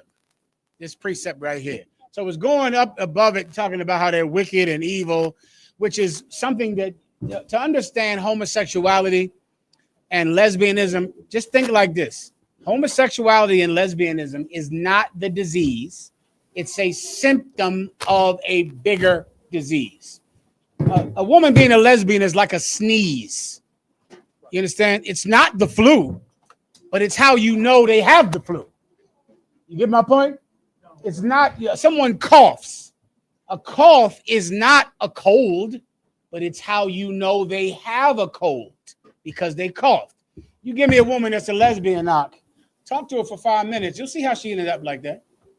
So you're gonna hear this lesbian who's a staunch lesbian who only likes women. Ask her about her father. Start there. Ask her about her mother. She'll tell you her mother was on drugs. Her mother never hugged her. Most of these lesbians are just looking for a woman's love that they never got as children because their mother was a drug addict. Or constantly having sex with men right in front of them in the same room, selling themselves, or their mother sold them because they were born during the crack epidemic. Right? They were molested so many times that now, lo and behold, they're a lesbian magically. Magically, this woman was born a lesbian who also was molested 25 times as a child. And also her father was on drugs and he molested her and her mother sold her. And coincidentally, she's also a lesbian. Right? Being a lesbian is a symptom of an illness. It's not the illness. You understand? Show me a brother that's homosexual. Give me that Tyler Perry. Oh my goodness, Tyler Perry. I send you the video from a Tyler Perry talking about this gland in his butt that got affected. No, sir, I did not. Jesus. Ephraim said, I don't know what the hell you are. Ephraim, he don't want to even acknowledge it. I sent that to him. My apologies. It's in my phone where Tyler Perry talked about his trauma as a child. See if you can Google that for me. When he discussed trauma, and he said some gland had been activated in him. And he talked about his childhood trauma. You're going to see Tyler Perry wearing these dresses, Tyler Perry soliciting people for sex that work for him, telling them one day you'll realize that God will love you, whether you have sex with me or not. Tyler Perry said that to some man on that works for him. You look at him and you go, he's a sodomite. That is a symptom.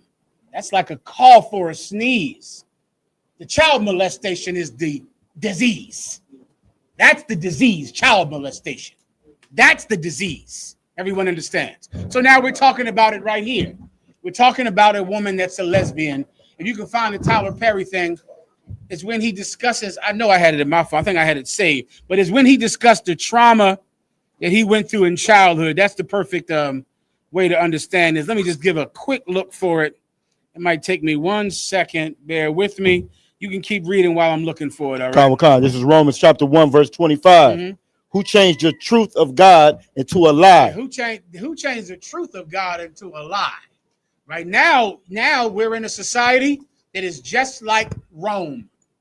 Remember, this precept is in the Bible because Roman society championed homosexuality as if it was a lifestyle, as if you were born like this. They got it from the Greeks because the Greeks are pioneers in being a pervert. Greek and Roman society. So instead of looking at this as an illness, as like, whoa, this man is wearing a dress. What happened, brother? This man is a homosexual. What's wrong with you? No, Rome didn't do that. Rome just considered it your lifestyle that was accepted and it's fine. And because of that, child molesters went unpunished. Let me tell you the greatest evil of accepting homosexuality. It lets child molesters go unpunished. Child molesters will never be sought out. You'll never ask, how'd you end up like that? Where is he? Who did that? How can I find him? You'll never do that. Why? Because they were born like that. So that means no one's to blame. And if no one is to blame, no one is to be punished. That is the greatest crime of accepting homosexuality and lesbianism. Child molesters go free. And the disease increases. Keep going. And worship and serve the creature more than the creator. Yeah, what's the creature? The creature are these idols and false gods and people that say that homosexuality is, just a choice in life. It's, you're free to do it. It's no big deal. It's no problem. Well, that's what some man said, but that's not what the creator said. You understand? Keep going. Who is blessed forever. Amen. That's the point, Ak. The creator said homosexuality, Ak, is a sin. But people, the worshipers of this rock or this idol, say that it's not. And our people have worshiped that rather than worship God. Keep going. Verse 26. You want me to keep going, LeBron? No, keep going. I just want to ask one question just real quick after you finish, sir, if I could. Okay, keep going then. One more. Verse 26. For this cause God gave them up unto vile affections. You get that? God gave them up into a vile affection, meaning the Most High God didn't stamp out this disease with stoning child molesters, which he could have done. He could have stoned that man that molested you up. He could have been stoned to death. Can you imagine? In my work under command in General Yohana, I've seen it, and it is a glorious sight to see someone confront their child molester up. It's an amazing thing. It's an amazing thing because let me tell you, you can see the brother become a man like that. When he steps to him and says, it's just, I'll cry to talk about it up. But to just see some brother that goes to this faggot and says, hey, you remember me? It's too much. He becomes a man. It's beautiful. It's a beautiful thing. The Lord could have done that for us. He could have done that for us, but he didn't. You know why? Because you wanted it. You preferred it. You didn't say, oh my God, I've been molested. Now I'm a lesbian. Somebody help me. Oh my God, I've been molested. Now I'm dressing up as a woman and pretending to be Medea. You didn't hate it. He let you have it. You like it, right? You keep doing it. No problem. He gave you up to a vile affection. You see, some of you dumb bitches think that all affection is good, don't you? Because it feels good, right? Anytime someone gives you attention, that's perfect. That's what you want. Anytime someone kisses you, touches you, your work husband rubs your shoulders, gives you a massage. Y'all know that work husband is massaging your wife, don't you? Y'all know about that? He come behind her on the job. She looking a little tense today. She under a lot of stress because he's heard about you. He come behind her out, just rub your wife. She go, oh, thank you, Jim. Boy, I appreciate that. Let me tell you, I mean, there's a time when Jim won't make it home. Things like that could happen. I hate to see anything like that happen to him, right? But, you know, you're massaging somebody's wife. You know, your wife wants this attention. It feels good to her to be massaged at work by her work husband, to get the attention from her fake Instagram accounts that you don't know about. Because everyone comes on to her and flirts with her and talks to her. It's an affection she enjoys, but there is an affection that is vile. And because you think all affection is good, your daughter is going to get molested too. Because you think all affection is great. Anytime someone gives you attention, that's good. Your daughter is going to get a lot of attention too, bitch. She's going to get a ton of attention. And your husband. And your son. They're going to get so much attention, just like you like it. Continue. For even their women, change it. Come on. Did change the natural use into that which is against nature. Even their women have changed the natural use. The natural use of a woman is to be with a man. She has a vagina, you have a penis. It's the lock that's made for the key. Right? It's where babies come from, sweetie. Right? That's the natural use for a woman to be with a man. That's the whole purpose. Right? That's the whole thing. You change that into what? What are you even doing with that woman? A ton of foreplay and rubbing? You can't even come to climax unless she pretends to have a penis and straps one on like the Sakari. Y'all know the Sakari, he's a fake Israelite. He had his woman strap on a penis and go into his butt, which means he really wants to be with a man. How do I know that? If you're a woman and you have another woman strap on a penis to perform sex on you, who do you really want to be with? A man. If you're a man and you have a woman strap on a penis and go into you, who do you really want to be with? That's why the bitch is strapping it on. Why don't she just take it like a knife and just stab him in the ass? She could do that, right? Why couldn't Sakari just say, listen, but give me 12 good stabs back there, each one for the 12 tribes of Israel? No. Sakari don't want to get stabbed in the butt with that dildo out. He want her to wear it so he can pretend that it's a man. Well, The natural use of a woman is to be with a man who has a real penis. And it work in the UPK. I know they know. That thing in here works. Give yourselves a hand, brothers. That thing in there. Y'all ain't playing with it in here. That thing works. Why not just do that? Why have some broad strap on all types of apparatuses and all that mess? And have a harness. You got to get you in a harness because you want a man. That's the natural use of a woman to be with a man. The lock that's made for the key. Keep going. Verse 27. And likewise also the men. And likewise, here you go, Sakari. Here you go, the purple pigs and the purple praise dancers. And show me the praise dancers up on the screen if you could. And likewise, the man. Keep going. Leaving the natural use of the woman, burns in their lust one toward another. And men, once again, like I said earlier, the men are no better. You understand? That's a relief when you realize, a lot of men grow up thinking these women, man. Some broad broke your heart. I get it. And she slept with your homie back in high school. So you just hate women. You can't never trust no woman. What man can you trust? Where they at? Your gang members? They snitch on you, huh? What about your preacher? Can you trust that preacher? He's a man. He's sleeping with your wife and your son. So what man can you trust? You can't trust a woman. You can't trust a man because both of them are pieces of garbage. Do you understand? The women are doing this lesbianism nonsense because they hate God and love idols.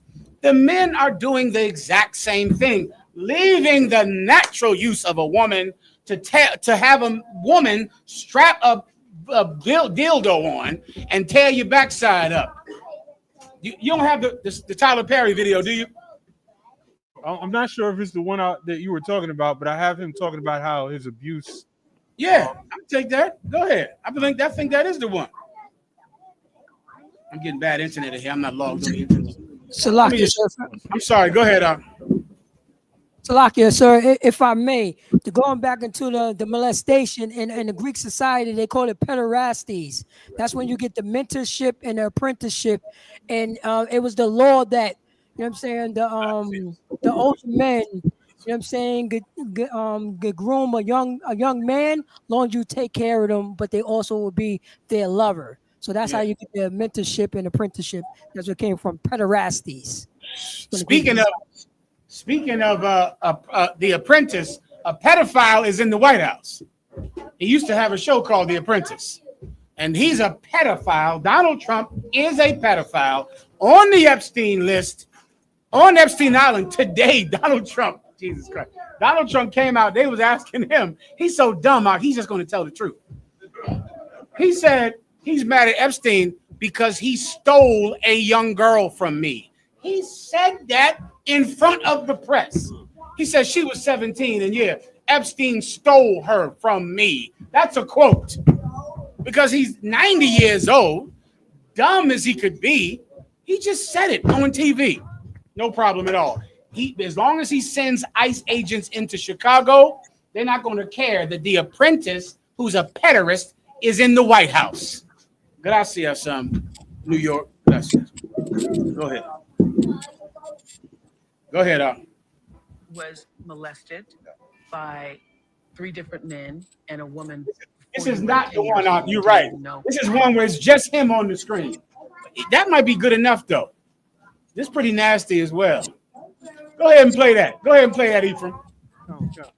3 different men and a woman before you were 10 years old and didn't even know what sex was. Did it leave you confused? I didn't know what was happening. I didn't know what was going on or the far-reaching effects of it. But the way I was growing up, I just moved through it. Go on to the next thing. You're okay.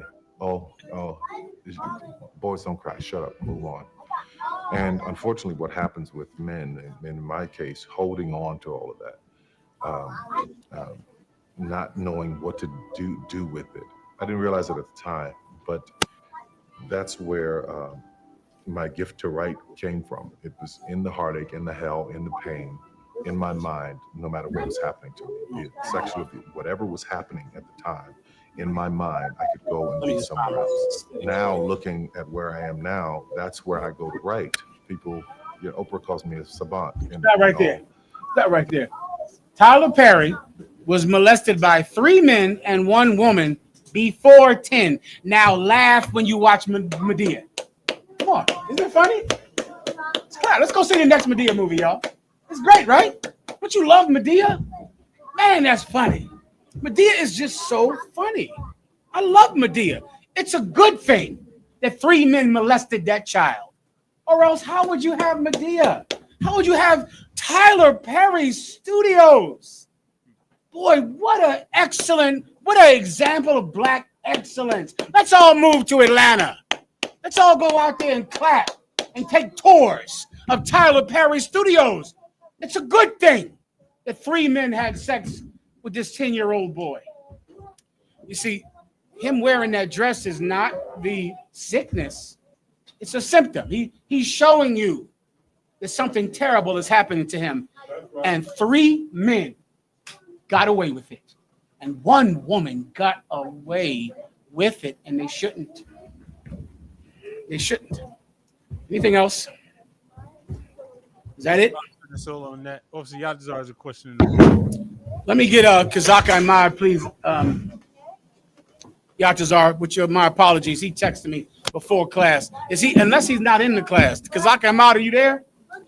Do I have any room, any brothers in the Midwest, sisters that would like me to answer a question? Please, let me get here. Unless you can get Kazaka Ahmad. If not, I'll go to Yatazar out of headquarters. Go ahead, please. Where you from, warrior? Chicago. What part of Chicago? South side of Chicago. Give him a hand.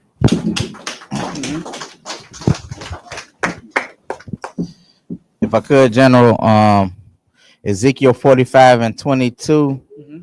Who is the prince and why is he sacrificing to himself in the old covenant? Why is he sacrificing to who? Himself in the old covenant. All right, let's hear it. I get it. You got it. It's Ezekiel chapter 45, verse 22. And upon that day shall the prince prepare for himself and for all the people of the land a bullock for a sin offering.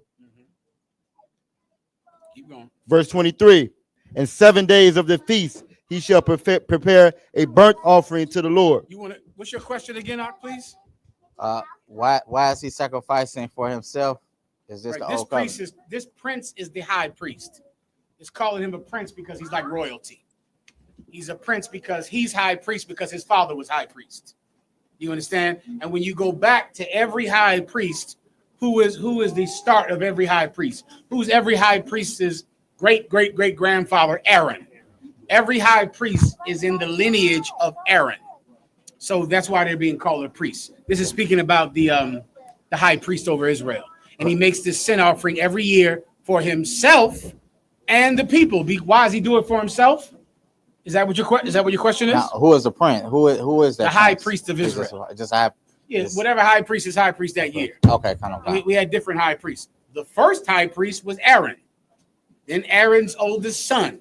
Then his oldest son. Then that oldest son. Then that oldest son. And the names are in the Old Testament.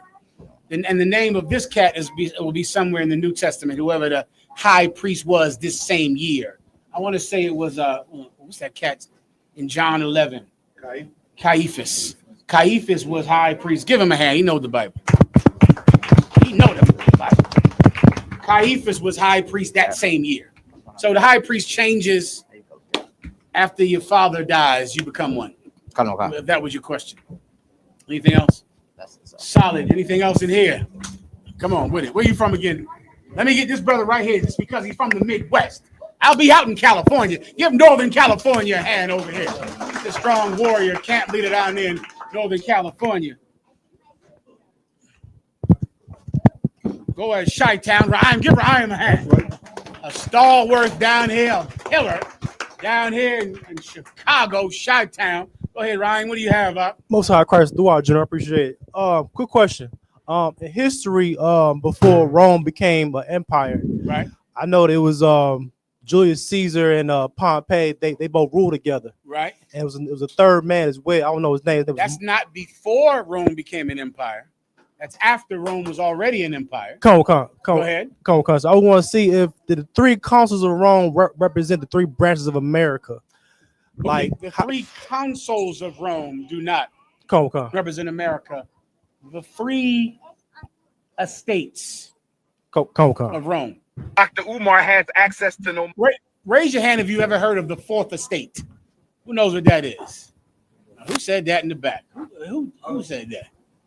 You know what the fourth estate is. This is a learned man. What is the fourth estate? I've heard of it out of one, but I can't all right, remember. Good enough. I'll take it. Don't give him a hand still. I heard of it. That's all right. Someone just look up the fourth estate. That's all you need. The fourth estate is the press. That's considered the fourth estate. It comes from a Roman tradition of saying that the first estate is the emperor, the second estate or government is the religious leaders, and the third is like the people, Umar has access. Everybody gets it? So the fourth estate was considered the press because it's the last government besides those three governments. Look up the fourth estate, and that's all you need to understand this precept about that three. That same three is the red, the white, and the blue. The red stands for the emperor. The blue stands for the city official, the mayors, the governors, the congressmen. The white stands for the religions, for the judges. That's why our judges wear black or white. It's to signify purity, meaning either you're red, that's your side. You're on the red side, right? You fight for the emperor. Or you're on the blue side. You fight for the Congress, the city, the police wear blue for that reason. Or you're white, which means I fight for neither one. I'm a judge between the two, right? That's why referees wear black. You know how a judge wears black, a referee wears black and white. It's to say I'm not on either side. I judge the sides. It's why the Crips and the Bloods are red and blue, because that's Roman tradition. It's the British wore red in the Revolutionary War. The Americans wore blue. It all comes from Rome. The French had a war where they wore red and blue. The Russians wore red and blue. They all did the same thing. All right. Give me the fourth estate. That's all you need, Ryan. You can Google that whenever you have it. Read it. I got it. Let Ryan take it. You got it.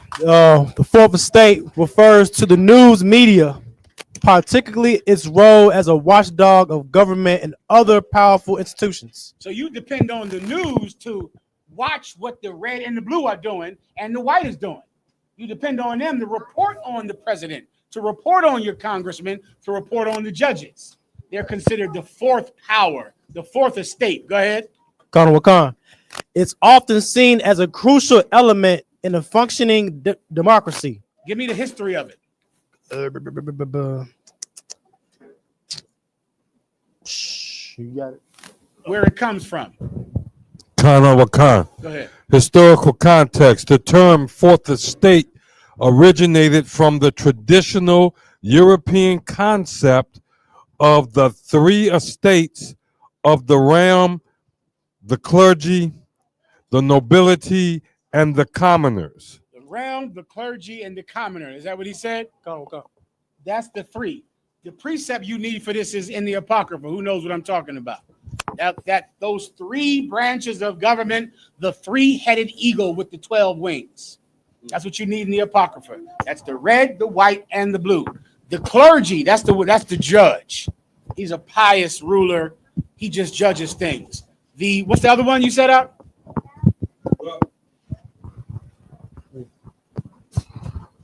It said You get it. Look it up. Y'all understand. All right. Come on. What do you have up? the clergy, the nobility, Nobility, that's the president.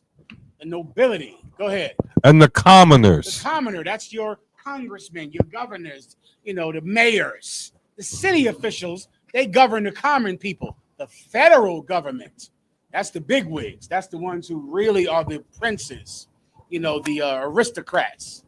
And in Rome, perfect Roman society was all of them working together as one.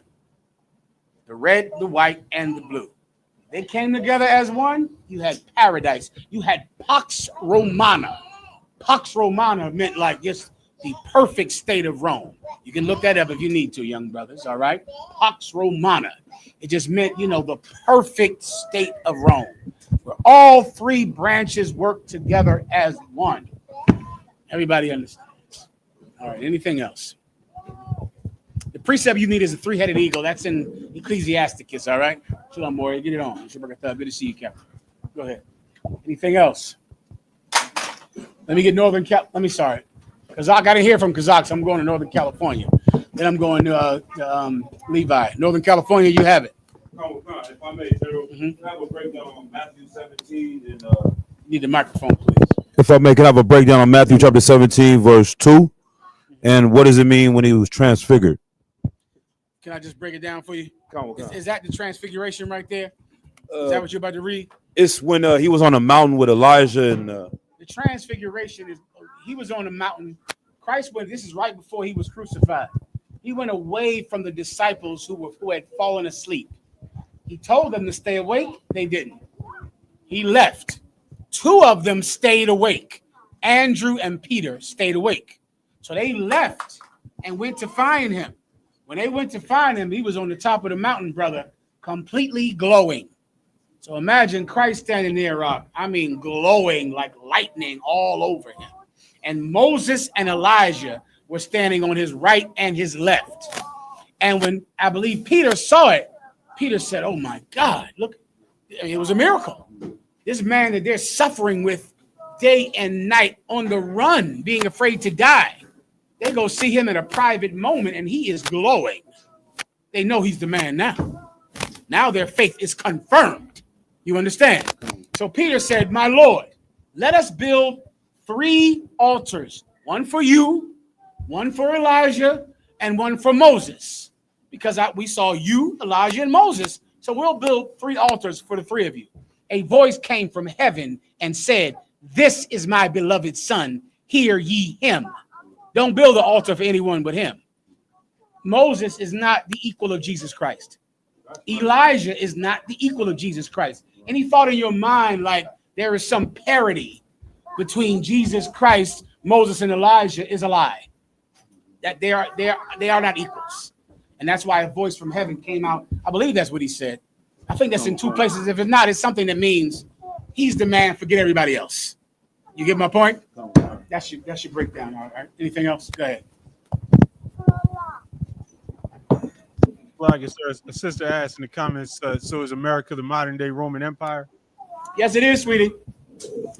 America is the modern day Roman Empire. That's in the Bible. America is what? Rome. Rome. Babylon. Egypt. What's the last one? Ask Tyler Perry. Sodom and Gomorrah. That's in the book of Revelations. Correct. Anything else? Young brother right here. Where you from? Detroit. Give Detroit a hand. Get him on camera if we're able to. And real quick. I'm sorry. Go ahead, Ephraim. Officer Kazak, I might send me the precepts. Those are for when you get to your topic. Oh, okay, perfect. Then I'll do a Levi after this. Go ahead. Shalom, General. Do we have precepts on France switching sides in the war?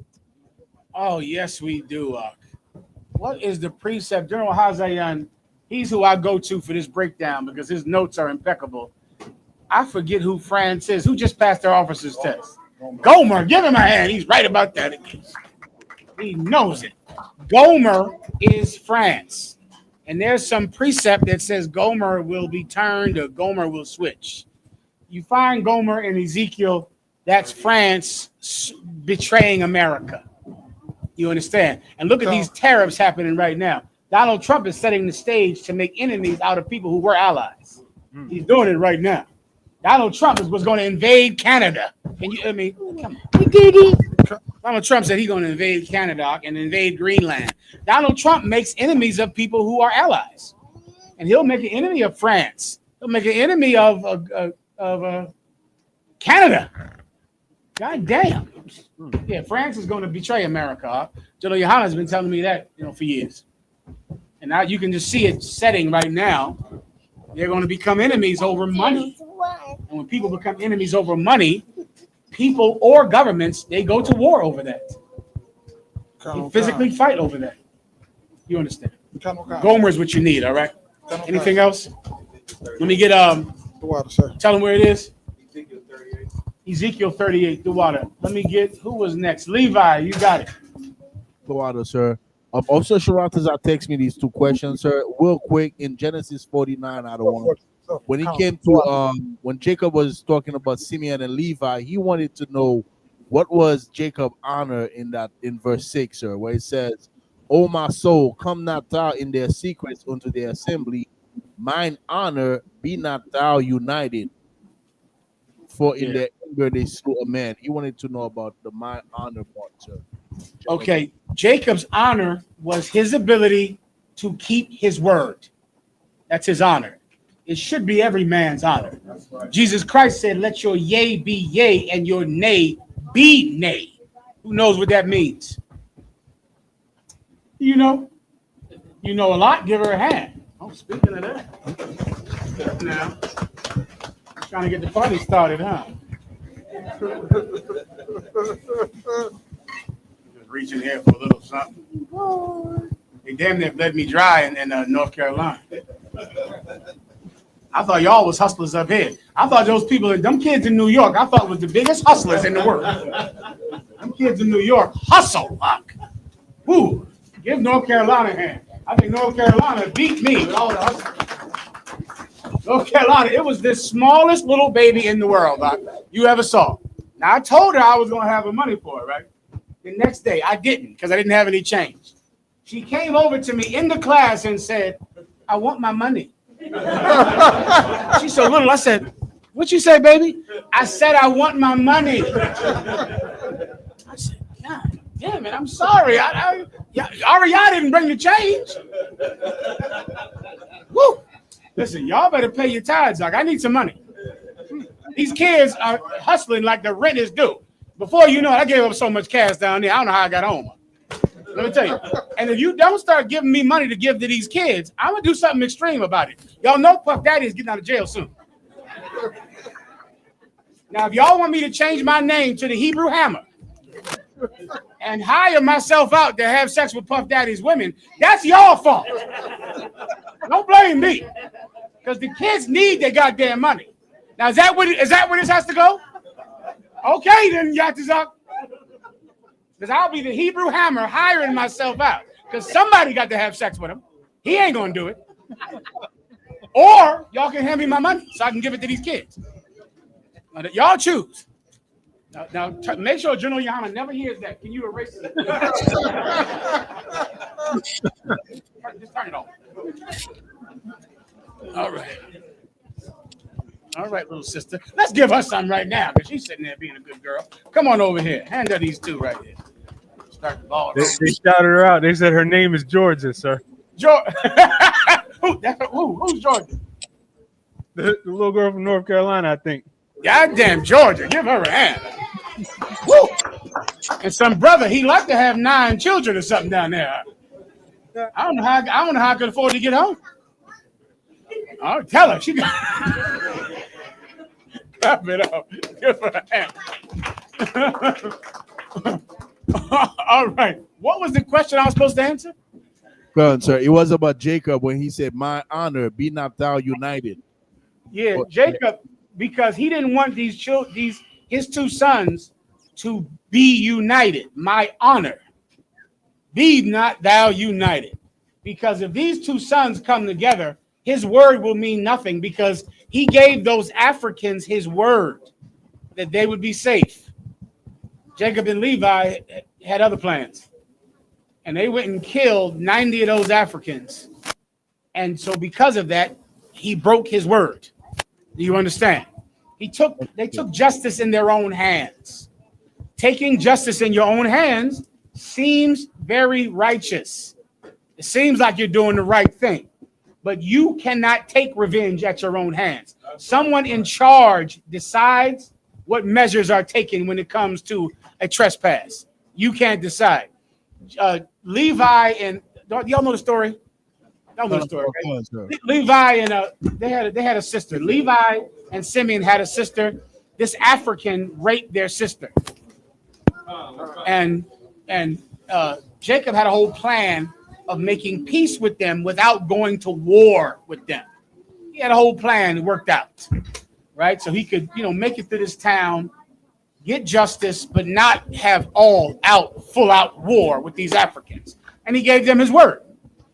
Behind his back, his two sons, Simeon, the chosen people of God, the Dominicans, the bull, and Levi, the chosen people of God, the Urim and the Thummim. They came together and they went to the Africans and said, listen, I got a better plan. We're going to make you brothers. We're going to make you part of us, but you have to be circumcised.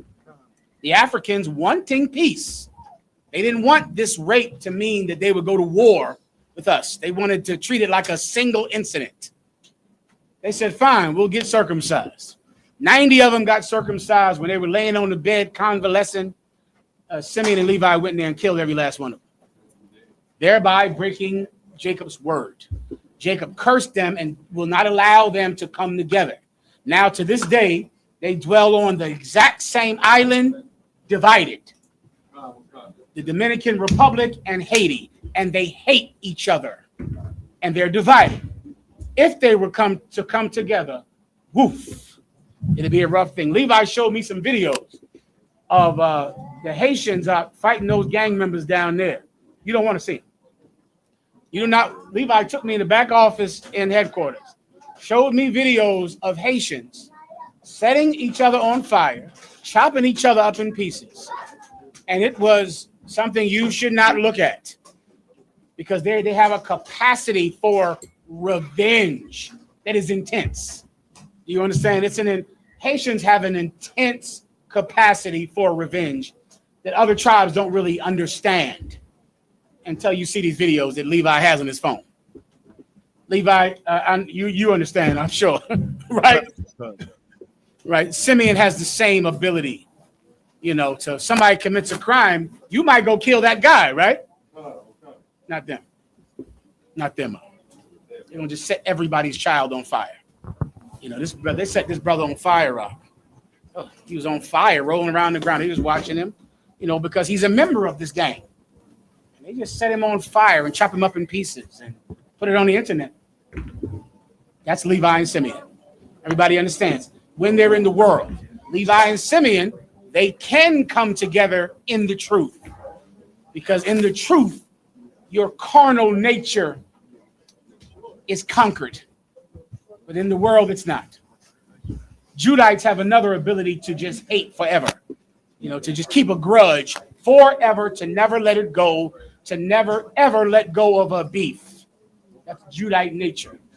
You understand? And it has to be conquered. All right? Levi, we good here or not? One last one, sir. Real quick.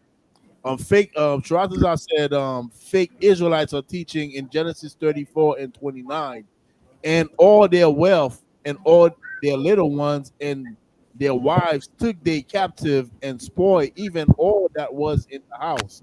Fake Israelites are teaching that they took these women concubines, sir. That is the story when Levi and Simeon got together to unalive the Hamites. Let me hear it one more time. Verse 29. I'll start at verse 28. They took their sheep and their oxen and their asses and that which was in the city and that which was in the field. Verse 29. And all their wealth and all their little ones and their wives took they captive and spoiled even all that was in the house. So fake Israelites are saying because it says they took their wives, that they had sex with their wives. Is that what you're saying? Cut out of one con, sir. Did they have sex with the children? It does not say anything about that, sir. They took them? What did they do with them? Right? Did they have sex with the cows? With the goats? Fake Israelites are deviants. Did I show you the video of them dancing? You've heard of Sakari? They're like Christians out. They can't imagine. Okay, let me try. You take the cows. If you take somebody's cows, what are you going to do with the cows? Who wants to tell me? Come on. It's all right. You take money. somebody's cow. Say again. Make money, sir. How? Milk, cheese, chop it up, sell it. Tell them. You take somebody's children. What are you going to do with them? They're gonna serve, sir. Slave. Meaning they're gonna go into the fields, pick cotton, work all summer long, right? If you take somebody's wife, what are you gonna do with them? Come on. Wash the clothes, sir. Do the Here laundry. she goes. You sell her out for work. She's washing clothes, boiling water, like y'all say they forgot how to do. Boil water, making the cheese. You know, women do other things besides just have sex with you. All kinds of stuff they could do. Like, you don't have to just take a woman and now you rape her every day. I know in your mind, taking a woman means I rape her day and night. Or if you're not a rapist, you could have a new nursemaid or somebody that washes the sheets or takes care of the kids or is a employee. You women, you need to give yourselves a hand. Sisters have been working on jobs. I don't know how a broad makes it on the job, because a woman goes to work at an office and she got to have sex with the boss to keep the job. Women have been going through this for years. For years, a broad tries to go to get a job. She wants to go to the office to work. You know what she has to do? Have sex with the supervisor. The supervisor pinching her butt every day, chasing her around the goddamn desk. Donald Trump and Jeffrey Epstein were the main ones doing that. You couldn't work at Mar-a-Lago.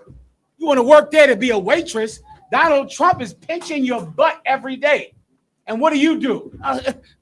Donald, Mr. Trump, please, Mr. Trump, you laugh it off because you have children to feed, because you need your job. So a woman has to be sexually harassed every day on a job, and she can't quit. She can't quit. That's traditionally what happened to women for these traditional marriages. They work on a job and get sexually harassed all day because you're such an effing pervert that you can't imagine a broad to come and type, to go to work and type a fucking letter. She can't do that.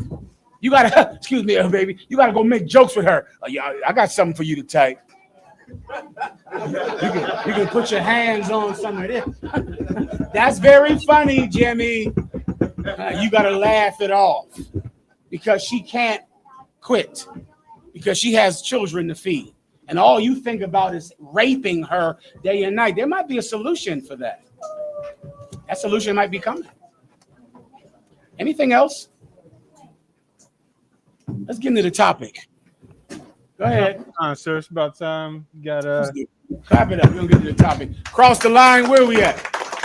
Give Captain Katazar a hand. He's crossing the line in here tonight.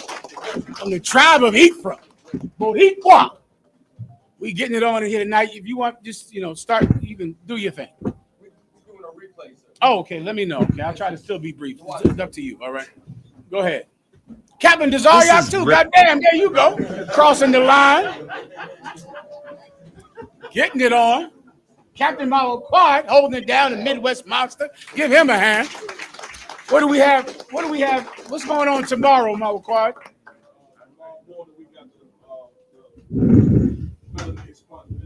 Felony expungement. We need that. There's a ton of felons in the UPK. These are not choir boys in here. Damn, everybody in here a felon. That's it. That's my blood type, felon.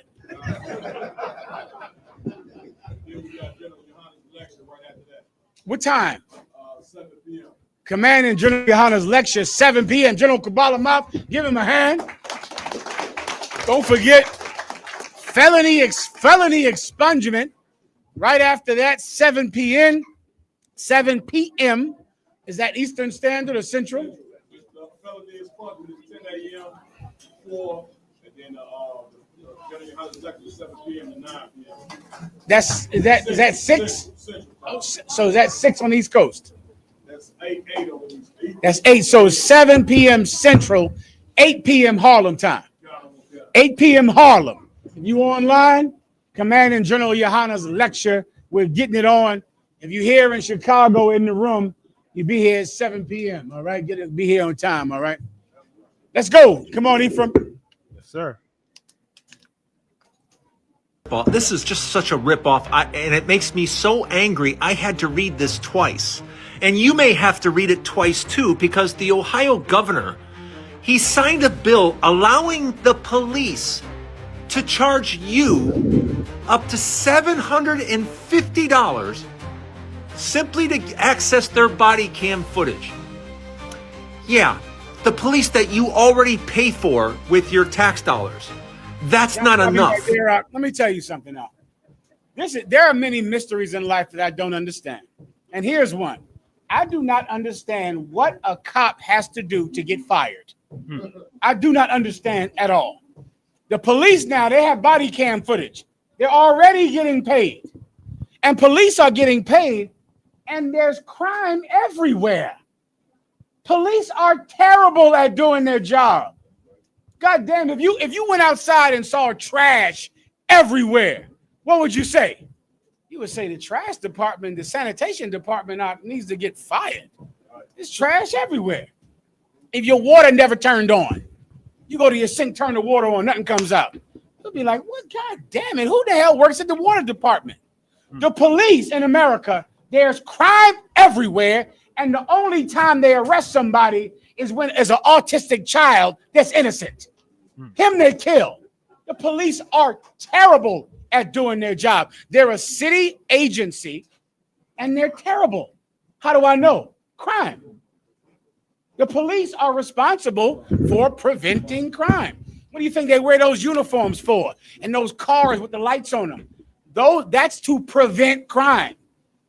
It's so that people see the lights, see the uniform, and they don't speed. They don't commit crime. Detectives wear a suit and a tie because they're not preventing crime. They're investigating crime that has already happened. The police can't catch anybody that killed any goddamn body, and they don't prevent any crime, yet you got to pay them more money. What do you do in Chicago if the crime is high? What do they do out here? Who knows? Y'all don't know? If the crime rate goes out the roof, which it always does in Chicago, what do they say we need? We need more police. If the crime rate goes down and the crime goes low, what do they say? We need more police. So the police are going to get money if the crime is high. They're going to get money if the crime is low. What do you have to do to get fired as a cop? You can shoot a child and you're not getting fired. If you want the police camera video because some cop touched your woman's vagina and fingered her on a stop, that's $750. $750 you got to pay to the police. In Ohio, anybody here from Ohio? This is in Ohio. Give the sister a hand. This is in Ohio. $750. The police are the worst municipality in the planet. There is no municipality, the trash department, the water department, the electric department, all of them do a better job than cops. All of them. They keep making money. Who knows why? Fear. Because the police are really selling fear. And people are willing to pay no matter what if they're scared. Everybody understands. Next video. Come on.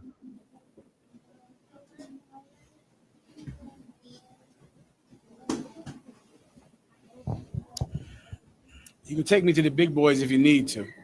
You can choose though. Whatever you got up is fine. I have an update for you guys about all of the raids that have been happening around the country. And this story hits a lot closer to home because this one is in Chicago, unfortunately. Now, this is what I have heard so far. Apparently, the feds have started making immigration arrests all throughout the Chicagoland area. And apparently, these arrests have been headed up by Tom Homan himself, and he has been using the DEA. And if you don't believe me, just go to...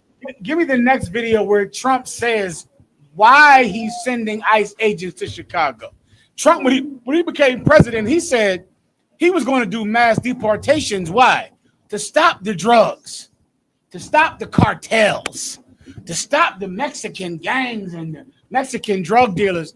He just this week, because he's so old and stupid, he just told the real reason. It's simply because these are cities that didn't vote for him. That's that. This week, ICE agents have been raiding Hispanic communities in Chicago so terribly that Mawaqua, tell me if I'm wrong. Mawaqua, there was a whole thing. Mawaqua was going to go. What was that place called? The Village? Little Village. I have a video about Little Village. Little Village is a place where the Hispanics live. The Hispanics canceled every event to help the poor people this weekend. Mawaqua had city officials, Hispanic Congress people, that were going to come to this event. The Hispanic city officials, the Hispanic organizations canceled everything because they're afraid to congregate in one area for fear of the ICE agents. So now people cannot get food, cannot get clothing, cannot get help because they're scared to death to show their face in public. That's what happens. And that is this place that you love. That's what you love. We need the kingdom of heaven, brother. We need it. Let me tell you something else. The Hispanics are the chosen people of God. That's right. They're the chosen people of God. And primeramente Dios. One day everyone will see that. One day everyone will see that the chosen people of God are the Hispanics before it's too late for you. Before your cruelty to the chosen people of God causes the curse that God gives people that curse his children happens to you. The Bible says, whosoever curses Israel shall be cursed. Whosoever blesses Israel shall be blessed. This planet thinks that's speaking about Jewish people in the Middle East. Don't you understand? Israel is being cursed in Chicago by the ICE agents right now. And whoever curses the Hispanics will be cursed. Whatever one of you ICE agents is out there, and ICE agents are, they offered them this week $50,000 in bonuses, loan forgiveness. They offered them everything this week to sign up and become ICE agents. Here's what God is going to offer you: mass suicides by ICE agents. That's going to begin to happen. God is going to bring it to pass. ICE agents are going to take those guns that they would put on some poor brother who's trying to earn a living with his children. These ICE agents are going to put that gun in their own mouth. It's about to happen. And remember, when it happens, whosoever curses Israel shall be cursed. That's happening in Chicago. They canceled everything. Am I wrong, Mama Quad?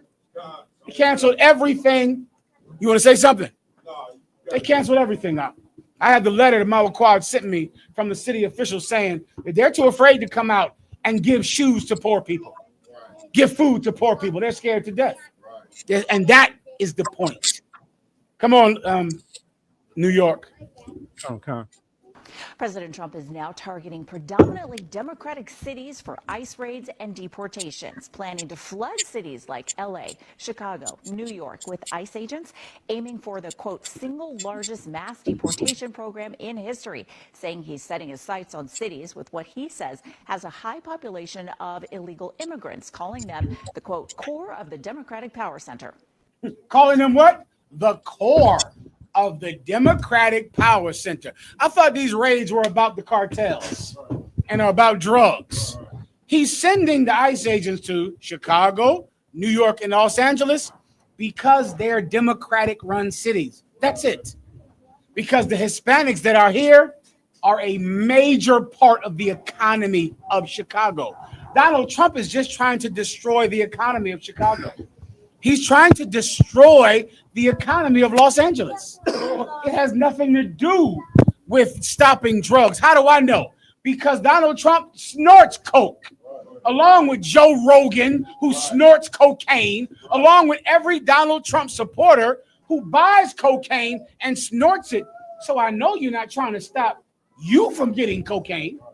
I know the real reason for these ICE raids are to punish cities for not voting for you. That's the point. That's what he said. That's a quote from him. Keep going. Okay, so we have this video from Chicago. No! I'm not kidding, that. No, Mom. No. New video shows ICE agents making an arrest in Elgin. This was the scene around 7:30 yesterday morning at the intersection of Gertrude and Washburn Streets. Witnesses say approximately 8 agents, they were wearing tactical vests, They were in unmarked vehicles. They say agents took a man into custody after smashing the window of a vehicle. The Elgin Area Rapid Response Team, that is a community organization, says that there were multiple incidents involving ICE agents in Elgin. They released a statement saying, quote, the use of force, intimidation, and destruction of property under the guise of enforcement constitutes a violent abuse of power that must be publicly and unequivocally Where is condemned. Elgin at? Elgin is around Chicago? West Chicago suburbs, 290. Listen, did you hear that cry on that video? Let me tell you, whoever becomes an ICE agent, you're going to commit suicide. You're going to kill yourself. And it's going to be on the news. It's going to be on the news because they are going to recruit Latinos to be ICE agents. They're going to need Hispanic, Spanish-speaking people. And they're going to hear cries from people that sound like their abuela, that sound like their grandmother. And they're going to commit suicide. And it is God's judgment, brother. It is God's judgment, brother. Because los Latinos no están solo. They're not alone. They are not alone. God is with them. And when ICE agents kill themselves, just remember that God has brought it to pass. Next video. Don't fucking push me. You're taking him before I can take a phone number from him?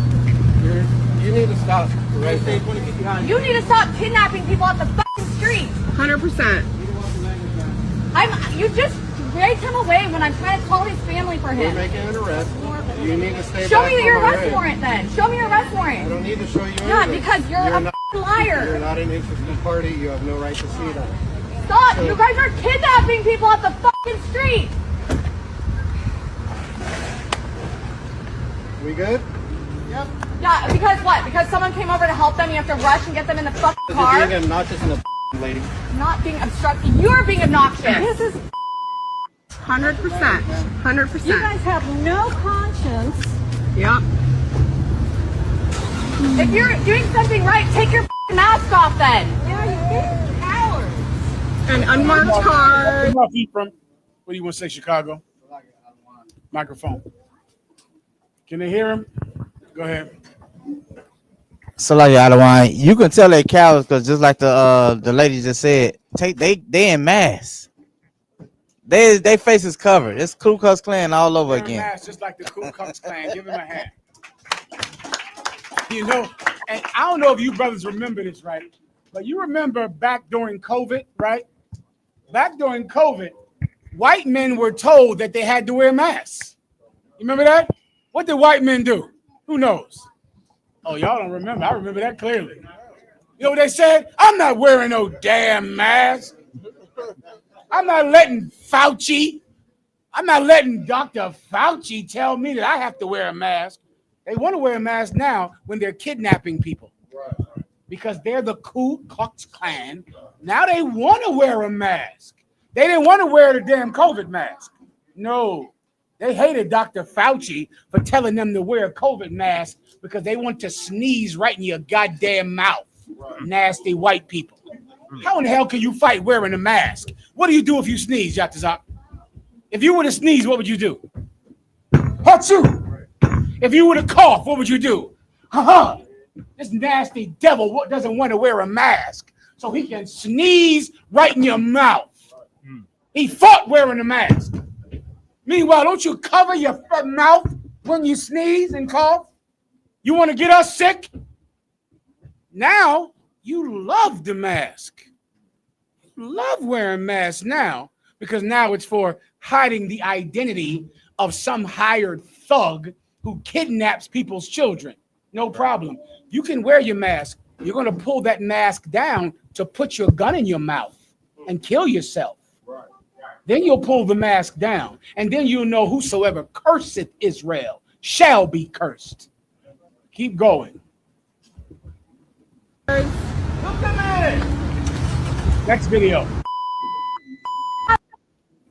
Colonel Khan. Oh, we had this ball in Cincinnati. This is Cincinnati. Ohio, the sister's here from Ohio, right? Cincinnati, give Cincinnati a hand. Where are you from, young brother? Huh? You from Minnesota? Well, come get some money from Minnesota. Come on up here. Young brother from Minnesota. Detroit, even better. Detroit. You need a little cash down there in Detroit. It's cold out there. Take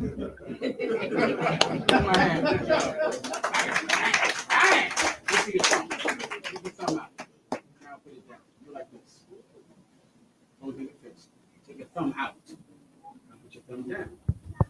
Bang, bang, bang. Give him a hand. All right. You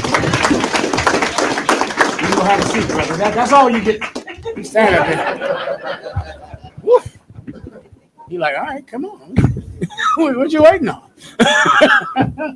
I got to get home. Right now, who's in the go ahead? Come on, Levi. Come on, Ephraim. Yes, sir. Start fights you can't finish. That's a lesson learned by a white couple that got into a viral brawl with a group of black people in Cincinnati, Ohio, leading to some arrests and some people calling this a hate crime. The part they leave out, though, is that the white man, as per usual, started the fight, striking the black man first. As you can see in this video here, I'll tag the Twitter account so you can go see it clearly for yourself. White culture has this weird narcissistic victim complex where they feel that they can harass you and there will be no consequences for it. They fucked around and found out. I'll explain to y'all what happened out there. It's pretty evident. They were out at some bar, and white people, Donald Trump is in the White House. They feel strong now. Some brothers were out there in Cincinnati, Ohio, and some devil just went and called him a nigger and smacked him in the face. And then, as if it was a plague of locusts, everybody whooped their ass that was at that club. You know, the next day, the police and the press said it was a coordinated racial attack, that this was planned. And they were saying it was a hate crime. And now they're fighting it in the court and in the press, and the lawyer is trying to come to court. Another video where the lawyer is saying this was not a coordinated attack. This happened because this person called him a nigger and smacked him in the face. The black people that heard it whooped his ass. But the press and the police said like they planned to come here to start a race war. That is actually what's in the press in Cincinnati. Listen, white people are emboldened by Donald Trump. They feel that white supremacy, who they thought they were losing white supremacy. Who knows why they thought white supremacy was losing? Who knows? DEI. Who knows what DEI is? Raise your hand and tell me all about it. Go ahead, brother in the back, Chi-Town. You need the microphone.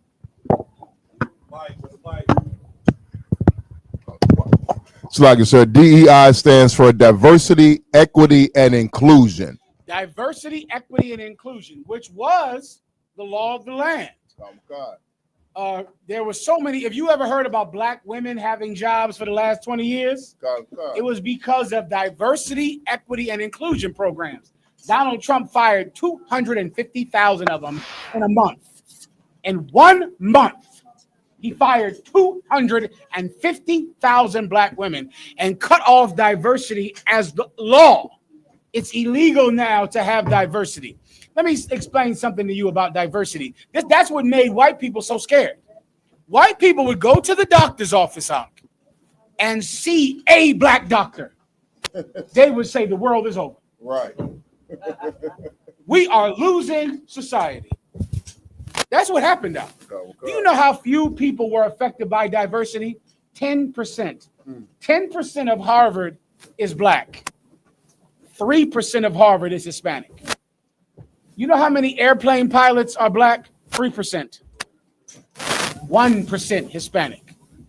Donald Trump said that he had to stop diversity with airplane pilots because seeing any black or Hispanic pilots made white people scared to death.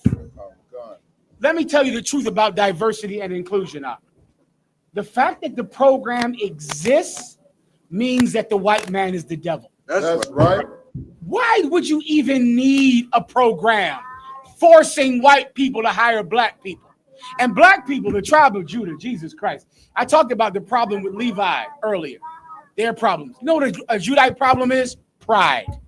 The tribe of Judah, my tribe, is so effing proud, Doc. It is a sickness. You've heard this before. Everyone who's a Judite knows this. Let's say you told a Judite, you are an affirmative action hire. Right. What would Judite say? I am not. No, I got this job because I'm the best. Let me explain to you who's an affirmative action hire. Anyone who works for a job that would not hire niggers unless they were forced to. If you work at a place that would never hire a nigger and they hired you, that's the only people that are diversity hires. You want me to give you an example? The NFL. Brothers know about this. Who knows what the Rooney Rule is in the NFL? I'll explain. The Rooney Rule. That's the name of it. You can Google it if you would like. The NFL has 75% of the players are black. I think there's 2 black coaches in the NFL. 2 black head coaches. It was so terrible that some man named Rooney, who was the owner of the Pittsburgh Steelers, who hired a black coach when there were 2 of them. He made a rule and said, listen, from now on, whenever there's a coaching job, you must interview a black coach for the head coach's job. You have to. You don't have a choice.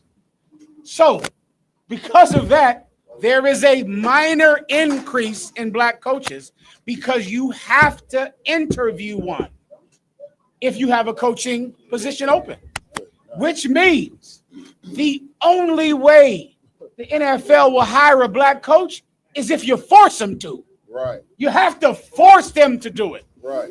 DEI programs are the proof that white people are evil and will not give you a job unless there's a law that forces them to do it. That you can't get the job. Right. Otherwise, why would you need this program? But what did the tribe of Judah do? The tribe of Judah hates DEI. They hate affirmative action because they look at it like, I don't want to be an affirmative action hire. I want to be hired because I'm the best in the world and there's none like me that ever existed. And so Judites supported getting rid of DEI, not knowing white people will never hire you unless they are forced to. Right. You have to punish them or else they'll never give you a job. You had your hand up, General? Give him a hand. Give him a hand. He's telling the truth on you now. Yeah. You know who's an affirmative action hire? Every black person in the baseball, in the national, what's that thing called? In the baseball league. In the MLB, everyone is an affirmative action hire. Not because they can't play baseball, not because they're not fast and they can't catch, but because you had to force white people to give you that job. Whoever works at a place that had to be forced to hire black people, you're an affirmative action hire. Not because you're not skilled, but because your job is so racist. Right. That's why you're an affirmative action hire. Not because you're less qualified. You're more qualified than the white people. They still won't hire you. Just like the black and Hispanic players are better baseball players. Right. But they would have never gotten a job unless white people were forced to hire black NBA players. They were forced to do that out. Oh, God. They were forced to integrate in the NFL. They were forced to integrate baseball, forced to integrate basketball. They didn't say, we love black players, let them in. They had to pass rules and laws to force you to dunk a goddamn basketball, or else they would have never given you that job. The fact that we have DEI programs is the proof that white people are so racist. Right. That's the proof, gentlemen. The military, we wouldn't have no military jobs. We wouldn't have no government jobs. Give him a hand. Wouldn't be anything. Brother. And that's why this video with this white woman, you see that white woman that was complaining about ICE agents kidnapping people? Let me tell you something about America. If you love America, and white people love America, America would be a terrible place if not for blacks and Hispanics fighting for rights, fighting for freedoms, we're the only reason there are any freedoms in America. Because we fought for it. You love America. You like freedom of speech? You can thank Commanding General Yohana for freedom of speech. Thank him. Because there would be no freedom of speech without the Israelite school of UPK going out on street corners and establishing that we have the right to say this. Did I make that up? That's what the news media said. I'm quoting that from the news media. That said we are the greatest champions of the freedom of speech today. Because without us, there would be no one that pressed and that challenged the fact that we can say something that people don't want heard. Do you like to be able to get a job? Black people fought for that. Hispanics fought for that. Do you like to go and live in a house of your choosing? You would not be able to live where you want if blacks and Hispanics didn't fight powerful men so you could live where you want. If you white people love America, you only love it because we fixed it. We changed it. We molded it into be something that you could be proud of. Without us, America would be Russia.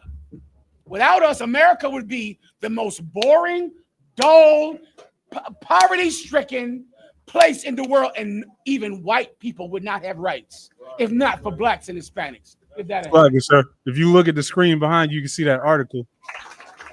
Go ahead and read some of it for everyone, brother. What Republicans could learn about free speech from Philly's Hebrew Israelites. The Israelites. That's in the paper. That's what it said. That's what the Fourth Estate said. Right there. Keep going. The Israelite School of Universal Practical Knowledge. Go ahead. And their bullhorn-aided rhetoric may be the bane of my existence, but in a country where freedom of speech is more imperiled than ever, I salute them. Yeah, you white people should thank us for making America great. You should thank us. Because it wouldn't be great without us. It's great because of us. Do you like the music? Do you like the freedoms? Do you like how everybody has a chance to pick himself up and make something out of himself? That comes from our fight. From our fight. Without us, white people would hate America. Everything that you love about America comes because we died to make it good. We died and suffered to make this place something that you can talk about to other countries as if you're so freedom loving. We had to fight for those. They didn't want us to be airplane pilots or judges or lawyers or baseball players. You know, everybody thinks that the NBA is so black. You should go research what happened for those niggas to bounce that ball up. I remember reading it like, I can't even believe these brothers had to go through this. The things they had, you better go research. Anybody from Boston? You ain't from Boston. You know about Boston Cottons up. Brother, so what's that Negro's name in Boston, that tall cat? Jesus Christ, Bill Russell, brother. Bill Russell, can I give you a quick story? Bill Russell fought and pressed and pushed to integrate the NBA. He went on an away game one day. When he came back to Boston, someone broke in his house, crashed it, and defecated on his bed. That's a story. That happened. And you know what Bill Russell did? Kept playing basketball. Kept pushing. Didn't fight. Didn't protest. Just kept showing white people that black people can play basketball. Over time, white people changed.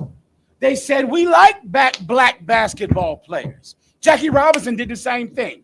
He come to Philadelphia, and bastards in the Hall of Fame now called him a nigger, threw watermelons at him. You know what he did? Kept running, kept stealing bases.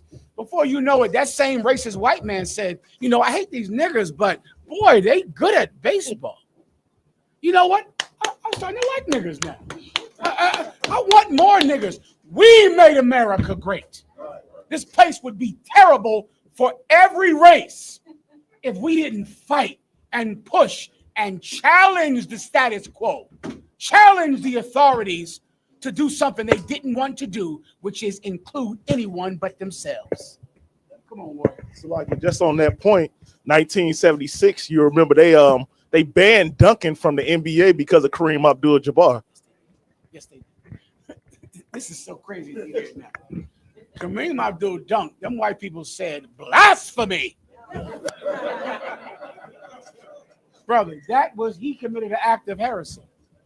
And they banned the slam dunk.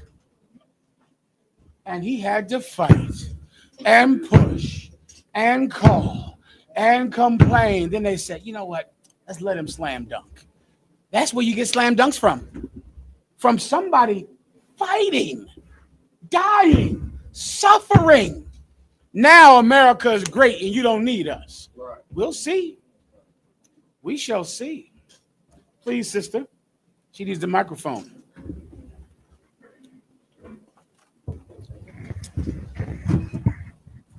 They'll pass it to you, sis. Go ahead. And my question is, as us as a people, how do we stop them from stealing our culture and stealing our ways? They want to emulate us, but yet they don't want to walk through our shoes or look through our eyes. I'll tell you how. Te apoyo to me, te apoyas. You know what that means, sis? I support you, you support me. That's how we'll stop them from destroying us. It's something that works so well, but is so hidden from people that are selfish. We're going to help each other. We're going to help one another. We're going to band together, O nation not desired. We're going to come together. We're going to support each other. That's why anyone telling you in Chicago not to support Latinos is against the kingdom of heaven. They are against the restoration of the nation of Israel. They're against it because us supporting each other is how we're going to defeat our enemies. That's the only way it will ever be done, because our division is why they were able to conquer us. Sister. So how do you deal when you have division within your own family? Shit. Individuals, the sister is asking, what do you do when your own physical, meaning your mother, your blah, blah, blah. Yeah. Can I give you one of the greatest things Commander General Johanna gave me? I came into class Thursday night. To this day, this is why I teach on Thursday night. Commanding General Johanna used to teach on Thursday night in Philadelphia. I came into the truth coming out of North Philadelphia, and I was more sick than anyone you've ever met. You understand? I came into class Thursday night. Commanding General Johanna would come down from Harlem. He would drive down from Harlem and come teach the Thursday night class in Philly. I came in Thursday night class in Philly, coming from a family that, was hurting me. You understand? And I remember coming to class telling him, I was sitting in class like, what do you do about your family? What do you do about them? Commanding General Johanna gave me a precept, John 11:48. And he said, Jesus Christ, when he was out speaking, his mother and his brother came to talk to him. And they went to him and they said, Jesus Christ, your mother and your brother, they desire to talk to you. And he went to that man and told him that. And he said, behold, my mother and my brother. For whosoever that doeth the will of my Father, which is in heaven, the same as my mother, my father, and my brother.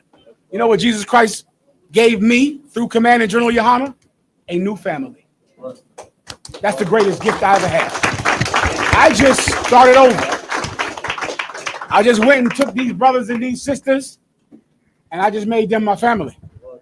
And so now I just suffer with them, cry with them, go to court with them, feed them, deal with them. I told this woman to give, before class in the car, this brother and this sister in Louisiana, I told her, she took her keys off of her husband's key ring. Who knows why? Because he doesn't come over enough. Come on, women, blow my mind with that. Tell me explain that. He doesn't come over enough. So she took his key because she wants him to come over more. She took his key. I told her to give the key back. He just texted me in class and said, she texted him and said, I'll put it in the mailbox. I'm not giving you the key. This is in Louisiana. I wish I could remember her name because I would say it right now. If her husband is there, give me your wife's name so I can say it in public right now.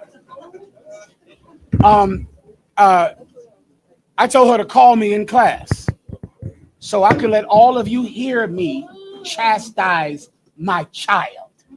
You understand me? Because I told that woman to give her husband what you need, young brother. I'm sure you do. Break it down. Give him the microphone. Go ahead. What's going to happen when Christ comes back? When Christ comes back, our enemies are going to fall and we're going to become kings. Give him a hand and come get some money.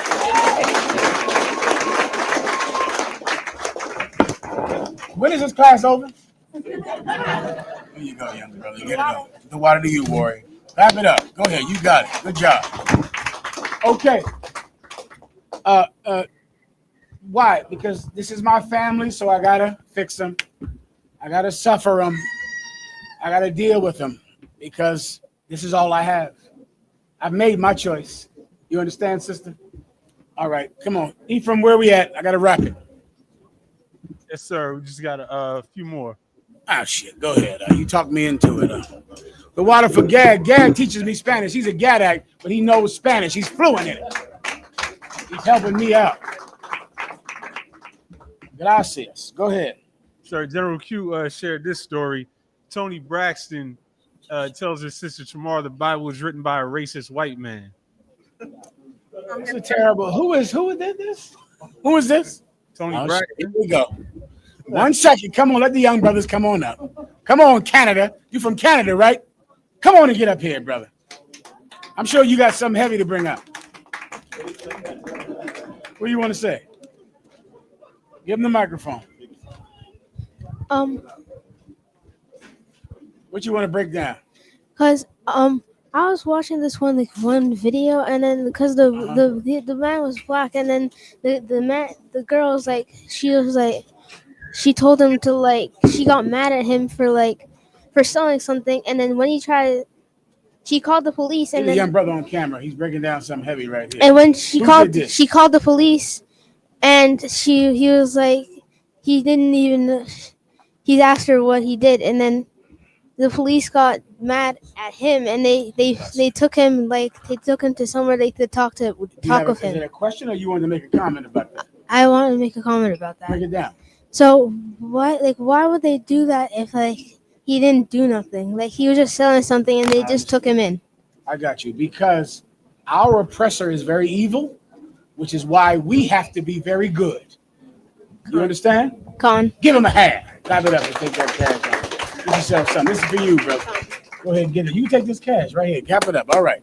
Let's go ahead. Brother, would you like to bring out something? Go ahead. Give the young brother a hand. What you want to say? I got a question. Go ahead. What happens when we go when white people go to slaves? What are we gonna do? The brother asked an excellent question. Give him a hand. He's telling the truth. He said, when white people are slaves, what are we going to do? Well, when white people are slaves, we will be their masters. We're going to just rule the world, young warrior. That's what we're going to do. You understand that? Take some cash. That was an excellent question you just asked right here. Good job, young warrior. All right. Now I'm going to try to go on. Okay. Go ahead. Ephraim, where are you at? Salaki, sir, I don't want to take you too long, but we have Dr. Umar, Shannon Sharpe, and the Purple Praise Dancers. Give me Shannon. Give me who can I do fastest? Umar Johnson. I think I can do that quicker, right? Just show Umar Johnson. That's self-explanatory. Go ahead. Oh, God, sir.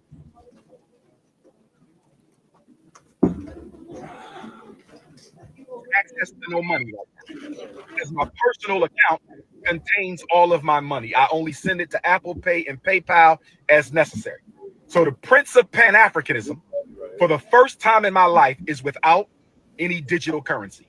So for my loyal supporters out there, if you can spare a few dollars so I can take care of Queen Mother Ifa Tunde and myself until my bank account is frozen or canceled so I can get my money back and open up a new account, please hit my Apple Pay or hit my PayPal.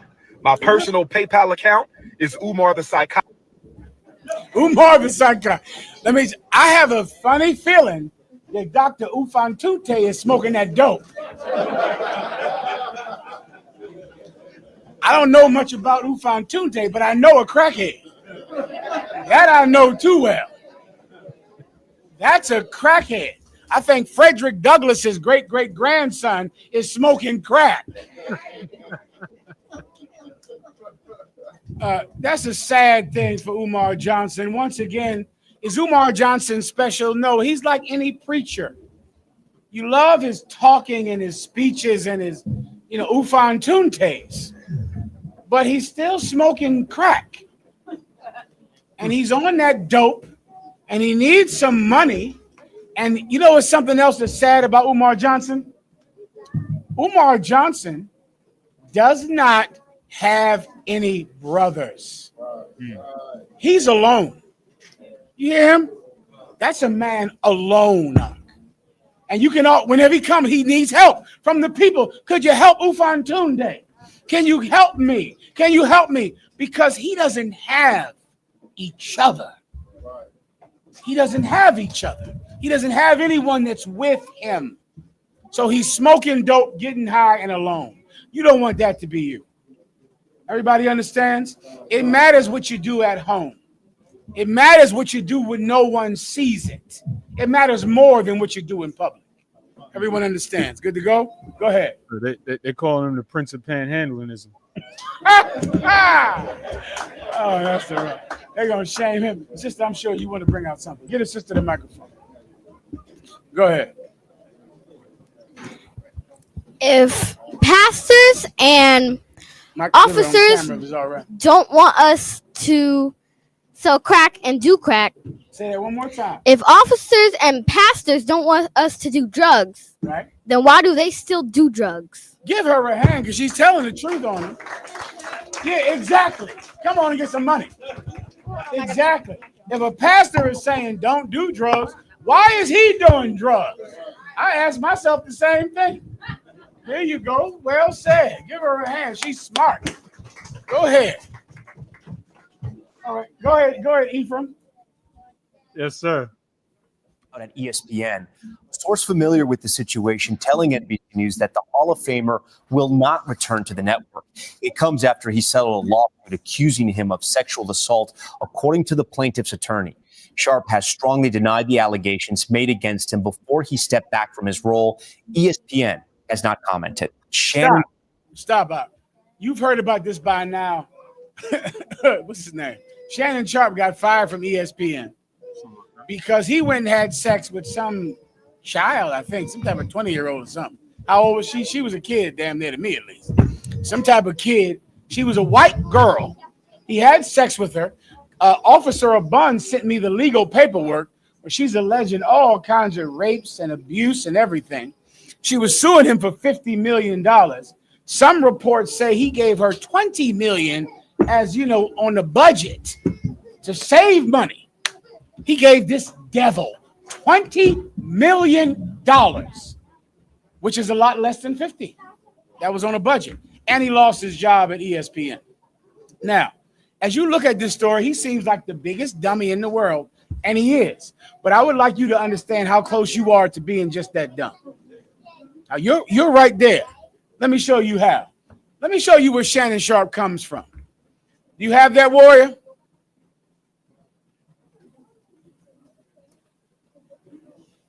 Ephraim, are you there? Ephraim is getting together for me. I can't see him, but can you hear me, Ephraim? Shannon Sharpe, you know what I would need, right? Hometown of not just one, but two of pro football's elite, Shannon and Sterling Sharpe. My aunt's room. Gladys, Jane, Sherwoodine, Marynell. 4 girls slept in this room. This was my sister and my nephew's room right here. And this was the living room. There's the living room right here. We used to have a telephone pole, a TV pole that you had to come out and turn so you could get the service. You come out right there, right there, right there. It was the norm for us, so it wasn't out of the ordinary, because we didn't go to our friends' houses and we didn't know, hey, we have a bathtub and we do this.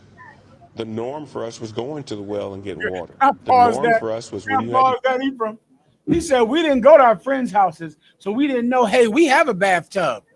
He did not have a bathtub in his house. He had no running water at all. Keep going. Had to go use the bathroom, you found the place in the woods. That was the norm for us. So I would love to sit here and tell Stop it you how again. tragic it was. Stop it again, Ephraim. He had no running water. His bathroom was any place outside he could defecate and urinate. Him and the 9-10 people that lived in that house. No bathtub, no running water, no toilet, no outhouse. Nothing. He would just, him, his aunts, his cousins, their nieces and nephews would just pick a spot out there in the woods and leave their filth. 3 times a day, 5 times a day, 6 times a day, all of them. Keep going. But it really wasn't. It was the norm for us. And it was definitely motivation, though, once we got older, that the one thing, the only thing I ever wanted was to live in a house with running water. Hey, do me a favor, because America, all. they may not understand. I'm sorry. Do I need more of that up? Go ahead and read that. I'm sorry. Play that. And if you want to see the bathroom here for this house, just pan to your right. All that out there, there's your restroom. I remember, we stand in front of the fireplace and, run in the back room and get in the bed and get up under the covers. Going to school with, smut on the back of your pants because you stood too close to the fireplace because it was really, really cold. There's no paneling in the house. There's no insulation in the house. It was basically cinder blocks, cement floors. And so it was really, really cold in the winter and it was really, really hot in the summer. My grandfather, my grandmother, she and I slept in this room. Mary Porter was a no-nonsense lady who raised 9 children and 3 grandchildren. That's In enough. this Shannon Sharpe lived in a house with 9 people, with no plumbing, with no bathtub, with no outhouse, and they all just went outside in the woods to defecate and pee. And he worked so hard his entire life to get to the NFL to give some white bitch $20 million. Let me tell you what oppression does, brother. Oppression is like trauma. Trauma is a terrible teacher. So many of you think that trauma teaches. You think you go to prison, and now because I went to prison, I've learned something. Because some woman cheated on me, I've learned something. Because I've been molested, I've learned something. Trauma is a terrible teacher, which is why the Most High God, when he would stone us in the past for our sins, realized that didn't change us. Then Jesus Christ said, you resist not evil.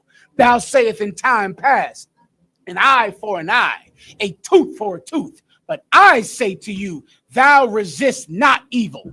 I say, he that have been hit on one cheek, turn the other. That's what fights evil.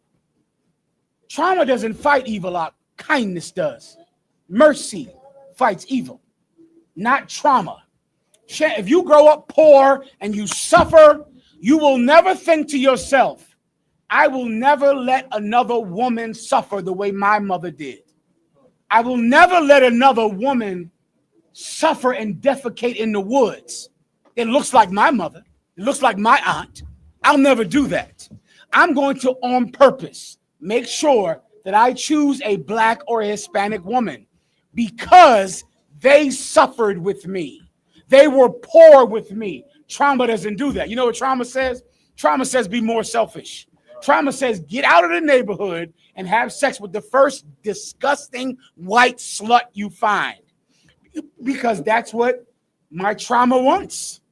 My trauma wants the freedom of having sex with white girls, of having sex with heathens, because now I'm free now. Now I'm free to be with who I want to be with. When in actuality, what you should do is make another sister free, is give her a bathroom, give her a tub. Meanwhile, his whole life was worked to satisfy himself. So when he got rich, what did he do? He satisfied himself and he gave some white slut $20 million. You know what that means? There's some sister in South Carolina that is going to piss outside. She's going to piss outside because he will not look back for her. And let me give you a prophecy about Shannon Sharpe. Remember this. Now that he's lost his job at FS1, He's lost his job at ESPN. Without those 2 jobs, that podcast is going to struggle. It's going to struggle.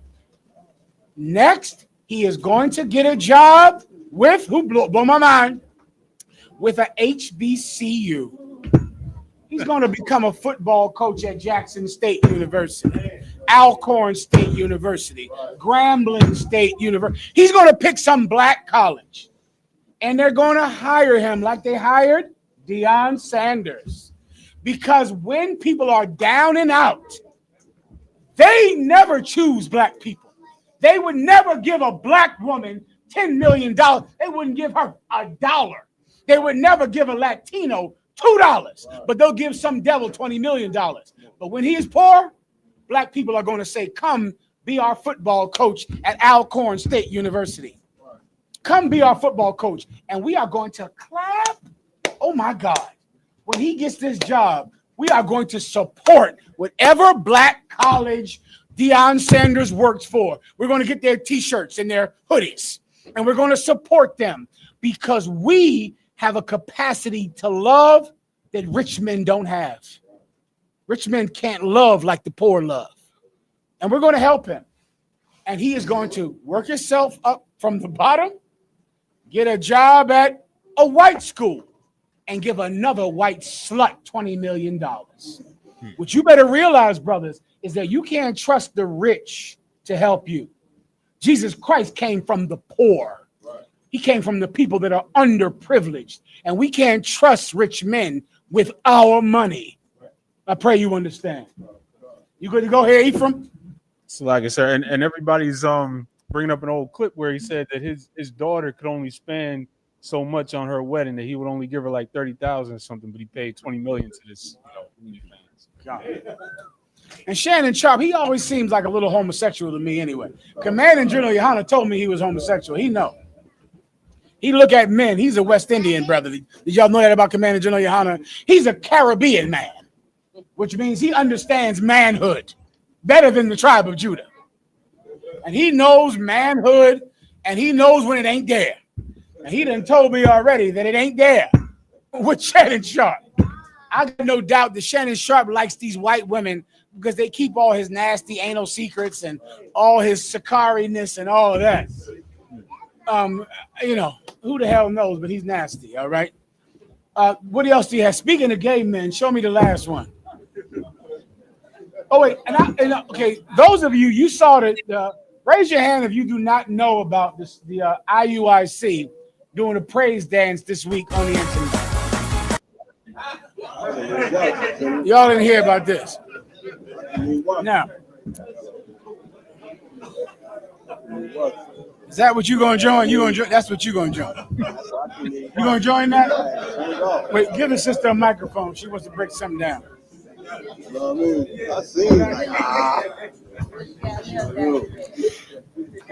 I saw them doing the dance before we came to Chicago. Before we came to Chicago, and my mom was driving the car to the store, I saw them doing this silly old dance. Give her a hand. She knows they terrible. Come get some money. Oh, listen, she understands. Drop 2 more on her right here. Add that to the rest. She knows what she's talking about. That's the IUIC. The IUIC, for some, I don't know why they would even try to compete with us. The IUIC, they are not our peers. We don't have any peers.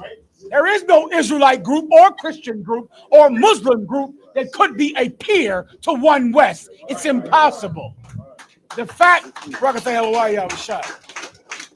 that some people in the world even think we are, which is why so long ago the brothers that set up this school and then passed it to Commander General Yohana said we are not affiliated or associated with any other group on the planet Earth because we don't want it to even be considered that we might be the same as them. Now, this video is on the internet. You know how many people thought this was AI? Now, I'm going to show you the original video. Ephraim, don't play this cut-up version. Play the original video. The IUIC put this on the internet. This is not some secret we unraveled. They put this on the internet. They did it. Please, play the original video. Yes, sir. This is the original. I've just been looping 2 seconds. Please, go ahead and play the whole thing. I'll tell you when to stop. You can play a little bit of it. Go ahead.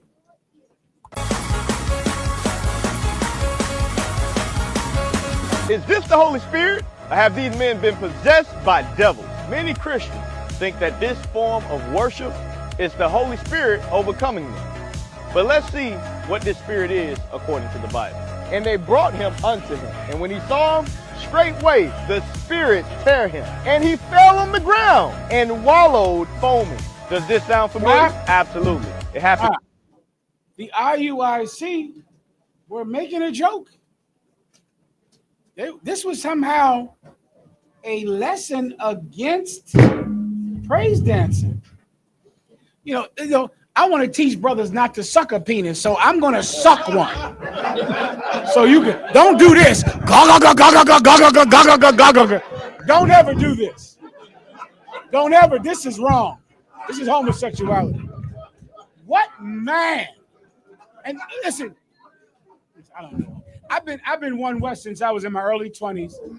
I don't even really understand people outside the school. I don't talk to them. I do not understand how you could think I'm going to have a teaching moment and teach people not to praise dance by praise dancing with all my heart. That I don't get. Sister, what do you want to bring up? Give her the microphone. She wants to say a little something. Go ahead. Why do they do that? I don't understand. Listen, come get some money because I don't understand either. What you're saying is true. Why would anybody do something like that? I certainly wouldn't do it. I mean, come on. Who would? In their mind, this is funny. And how'd they do it so well? God damn, that was some good choreography there. I mean, they praise dance like skillful people. You want to bring something up? Come on, get some money.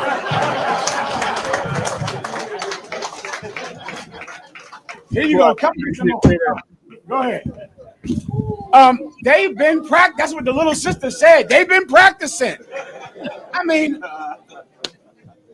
let me explain to you what you're seeing there. What you're seeing there is Medea. Tyler Perry. Tyler Perry is only joking. He's doing a parody of black women. He's not really gay. Of course not. Tyler Perry ain't gay. Who would think something like that? He's just parodying black women. Well, the IUIC, they don't really dance like that. It's a parody of how people are in church. Let me tell you something about the IUIC. They are so similar to every church because the IUIC is a haven for homosexuals. It is a haven. They are actually doing this dance because it sets off gaydar. Sisters, you know what gaydar is. Boop, boop, boop. It's gaydar. Let me explain to brothers what gaydar is. Gay men are sitting home, right? They want to join a church, an Israelite group, a mosque. They don't know which one will accept them.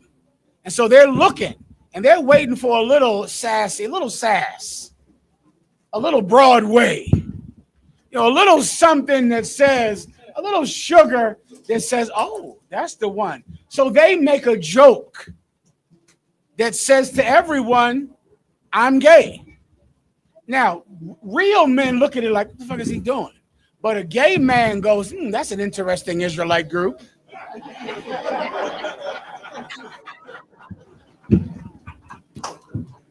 Young brother, come bring it out. What you want to say about all this? I know this disgusts you.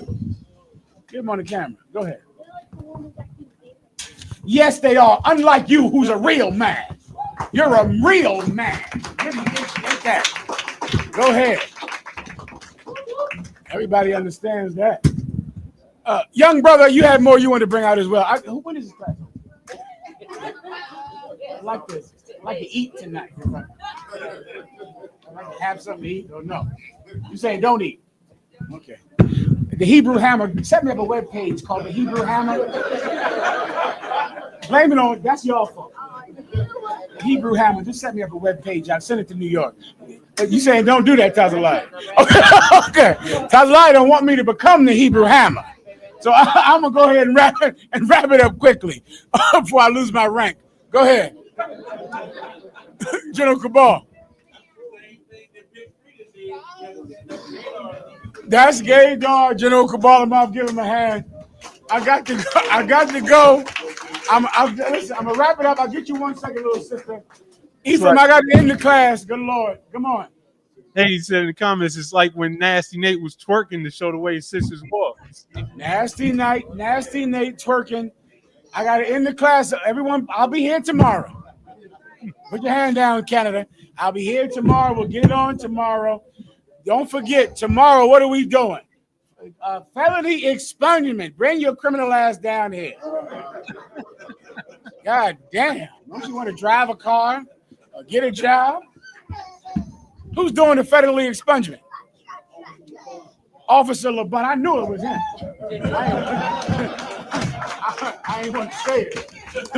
I said, that nigga know about expunging. I think his blood type is also felon. He's felon blood type. You know, sister. Give LeBun's rib a hand. She knows what she's talking about. She got to deal with that. Okay. Well, he know what he's talking about. Okay, come see him. He knows his business. All right. We're going to do the felony expungement under LeBun. After that, commanding General Yohana's lecture. What's the topic? Do I know? Where do we go from here? God damn, we need some of that. Where do we go from here by commanding General Yohana, 7 p.m. Central, 8 p.m. Harlem, right here in the Chicago school. With that, I march him. Who wants to call it? You got it? Yeah, go ahead. Sisters, that means you too. Salute to the teachers of Israel. Imam Shabbat, Barak. Yahweh Bashim, Yahweh Shai Brakathum. Sisters. Men of Israel. Imam Shabbat, Barak.